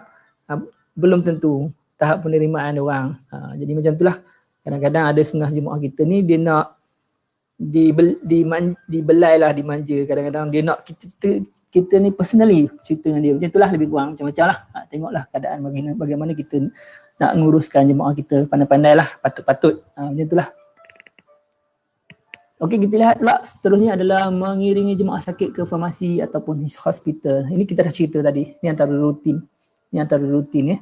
Antara rutin apabila kita jadi mutawif. Kemudian kita tengok seterusnya adalah memaklumkan nombor telefon, nombor bilik kepada jemaah. Okey, ini lebih kepada safety. So bila kita ada di Mekah Madinah, kita ni memang tak dapat elak lah.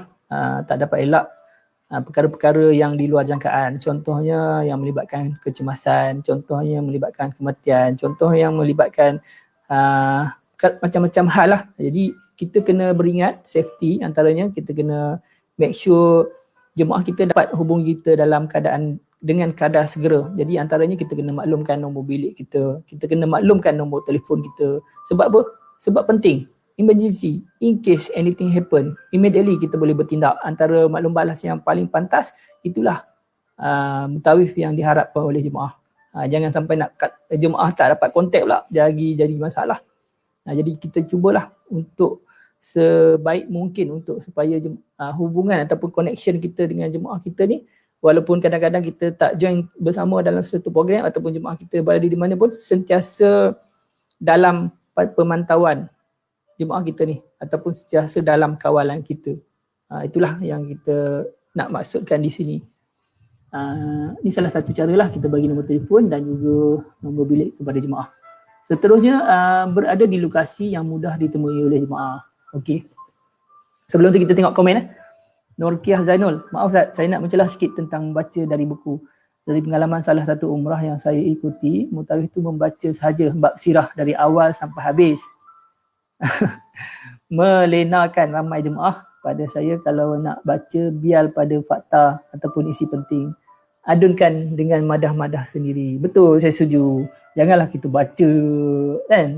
Kita kena faham lah baca ni, kita tengok ni untuk kita make sure supaya kita tak tersilap je. Kita dah faham, cuma kita just tengok point. Jadi kita ulas lah atas kefahaman kita sendiri. Tapi kalau kita baca itu Z, memang orang lena lah, memang orang ngantuk lah. Orang lain pun boleh baca. Apa susah, kita copy, kita send dalam grup WhatsApp, masing-masing baca lah. Jadi kaedah penyampaian ataupun kaedah penerangan kod yang Hajah Norkiah maksudkan ni. Jadi kita kena make sure lah cara kita menyampaikan supaya benda tu sampai. Janganlah kita baca, kalau kita baca baik kita copy, kita bagi je pada jemaah. Terpulang lah. Ni mungkin yang Hajah Norkiah maksudkan. Betul tak? Kalau saya salah, tolong betulkan. Jadi kita ambil point lah dalam kita memberi penerangan. Contoh macam saya hari ni pun, saya bercakap tak ada tag, saya cakap tak ada nota. Tapi saya kena ada point sebab saya takut saya terbabas. Dan saya tak ingat. Kalau tak ada point, memang saya tak ingat apa yang saya nak cerita. Jadi contoh macam itulah. Kita tengok point, kita bagi penerangan. Dan kita dah kena buat preparation before kita nak bagi penerangan. Kalau kita tak buat preparation, macam mana kita nak menyampai? Ini antara tugas mutawif yang kita kena buat, study lah. Itu antara, saya ingat mana-mana cikgu pun akan buat benda yang sama. Sebelum dia mengajar, dia akan buat persediaan. Betul tak Hajah Norkiah? Okey.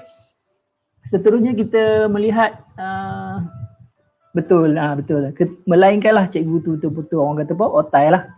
Profesor dan sebagainya semua ada dalam kepala lah. Tak tengok buku dah. Tak tengok point lah. Semua dah orang kata apa, semua dah ada dalam kepala je. Tapi bagi saya bukan otai lah. Jadi kita kena buat lah bagi yang bukan otai, bagi yang baru, mutawif baru lah yang terutamanya. Supaya benda ni kita tak silap, biarlah kita buat point. Kalau kita dah ingat, tak ada masalah lah. Jadi kita melihat kepada maklum balas nombor telefon bilik jemaah dan berada di lokasi yang mudah ditemui oleh jemaah. Ini pun sama berkaitan dengan penyampaian maklumat. Kalau kita bincang sebelum ni, banyak kaedah dalam kita nak menyampaikan maklumat. Jadi kalau kita lihat di sini, berada di lokasi. Sebenarnya poin-poin ni kita buat ni based on maklum balas daripada jemaah kita yang berpuluh-puluh ribu. Kita kategorikan kenapa perlu ada di lokasi jemaah, kepada buat grup WhatsApp. Maklumat-maklumat yang ada dalam slide ni adalah maklum balas daripada jemaah yang berpuluh-puluh ribu. Sampel yang kita dapat, yang kita kategorikan ikut keutamaan. Jadi di sini kita lihat di sini, mesti berada di lokasi yang mudah ditemui oleh jemaah. Sebab apa? Sebab penyampaian maklumat.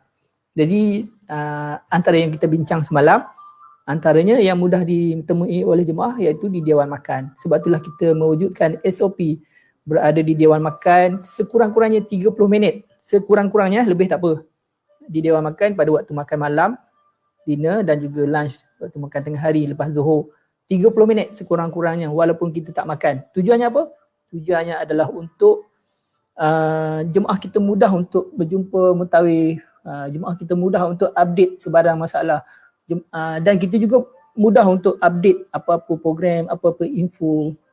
Mungkin biasanya bila kita jumpa jemaah kita update, esok kita ada program apa, petang ni kita ada apa, dan hari ni kita buat apa dan sebagainya. Jadi kita remind macam kita cakap tadi, jemaah kita ni walaupun kita dah bagi taklimat, tapi ada di kalangan jemaah kita ni, kita bagi 10 kali taklimat pun dia tak ingat. Jadi kita kadang-kadang kita kena melalui face to face, kita kena remind, kita kena confirm, kita nak kena pastikan jemaah kita ni clear atau tak. Contohnya yang paling penting lagi, taklimat berkenaan dengan pergerakan pulang. Kalau kita tak highlight dengan betul, silap-silap dia tak tunggu, silap-silap dia tak siap, silap-silap dia tak turun pada time yang kita nak. Bila ada melibatkan pergerakan ni, kita terlibat dengan masa. Jadi kita kena betul-betul confirm dengan ahli jemaah kita, clear pukul berapa turun, pukul berapa tawaf wadak dan sebagainya. Ini antara taklimat ataupun penyampaian maklumat yang kita kena update dengan pelbagai kaedah. Grup WhatsApp, taklimat, duduk di lobby, penyampaian maklumat, face to face, macam-macam lah. Ini antara kaedah. Dan selalunya kalau kita tengok di point di sini, mesti berada di lokasi yang mudah untuk jemaah jumpa di dewan makan. Dan juga di lobi. Selalunya kita lepak-lepak di lobi. Mutawif-mutawif ni selalu digalakkan lah lepak di lobi. Sebab apa? Jemaah selalu berulang alik masuk hotel, pergi masjid, masuk hotel, dia akan lalu lobi. Jadi bila lalu dia tengok, oh mutawif kita. Jadi dia pun kadang-kadang dia rasa selesa. Mutawif sentiasa berada di hadapan, sentiasa dia jumpa dan sebagainya. Anything dia senang nak jumpa. Jadi dia rasa selamat, dia rasa selesa lah. Jangan sampai tak nampak batang hidung. Jadi dia jadi cemas, dia jadi tidak selesa, mutawif yang tak ada dan sebagainya. Ini antara yang dimaksudkan lah, sentiasa berada di lokasi yang mudah ditemui oleh jemaah. Dua tempat lah, di lobi, di dewan makan, dan juga itulah yang selalu mudah jemaah jumpa. Di masjid memang tak jumpa lah, bukan senang nak jumpa jemaah di masjid. Di masjid pula berjuta, kalau jumpa tu nasib-nasib lah. Lagi pula di Madinah, Masjid Nabi, pintu wanita dan pintu lelaki tak sama, memang tak jumpa lah. Payahlah nak jumpa. Okey, kalau ada komen, kalau ada pandangan, kalau ada ulasan, kalau ada pembentalan, jom kita bincang-bincang pagi ni. InsyaAllah sebelum saya habiskan tentang pengurusan jemaah, mungkin kita akan sambung dalam siri seterusnya dalam part yang lain. Kita tengok di sini seterusnya, bacaan doa sebelum memulakan aktiviti pergerakan. So, kita lihat apa-apa yang melibatkan doa, apa-apa aktiviti yang kita lakukan, kita mesti relatekan doa dengan doa. Lagi-lagi kita berada di tanah haram. Lagi-lagi kita bermusafir. Doa apabila kita bermusafir antara doa yang mustajab doa. Jadi kita jangan, orang kata jangan lupakanlah perkara yang penting ni. Sebab apa?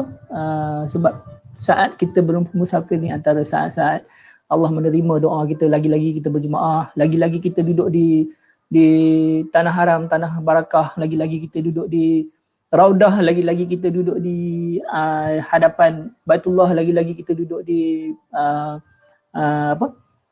Muntazam, Makam Ibrahim dan sebagainya, tempat-tempat mustajab doa. Jadi apa-apa aktiviti tu kita mulakanlah dengan doa.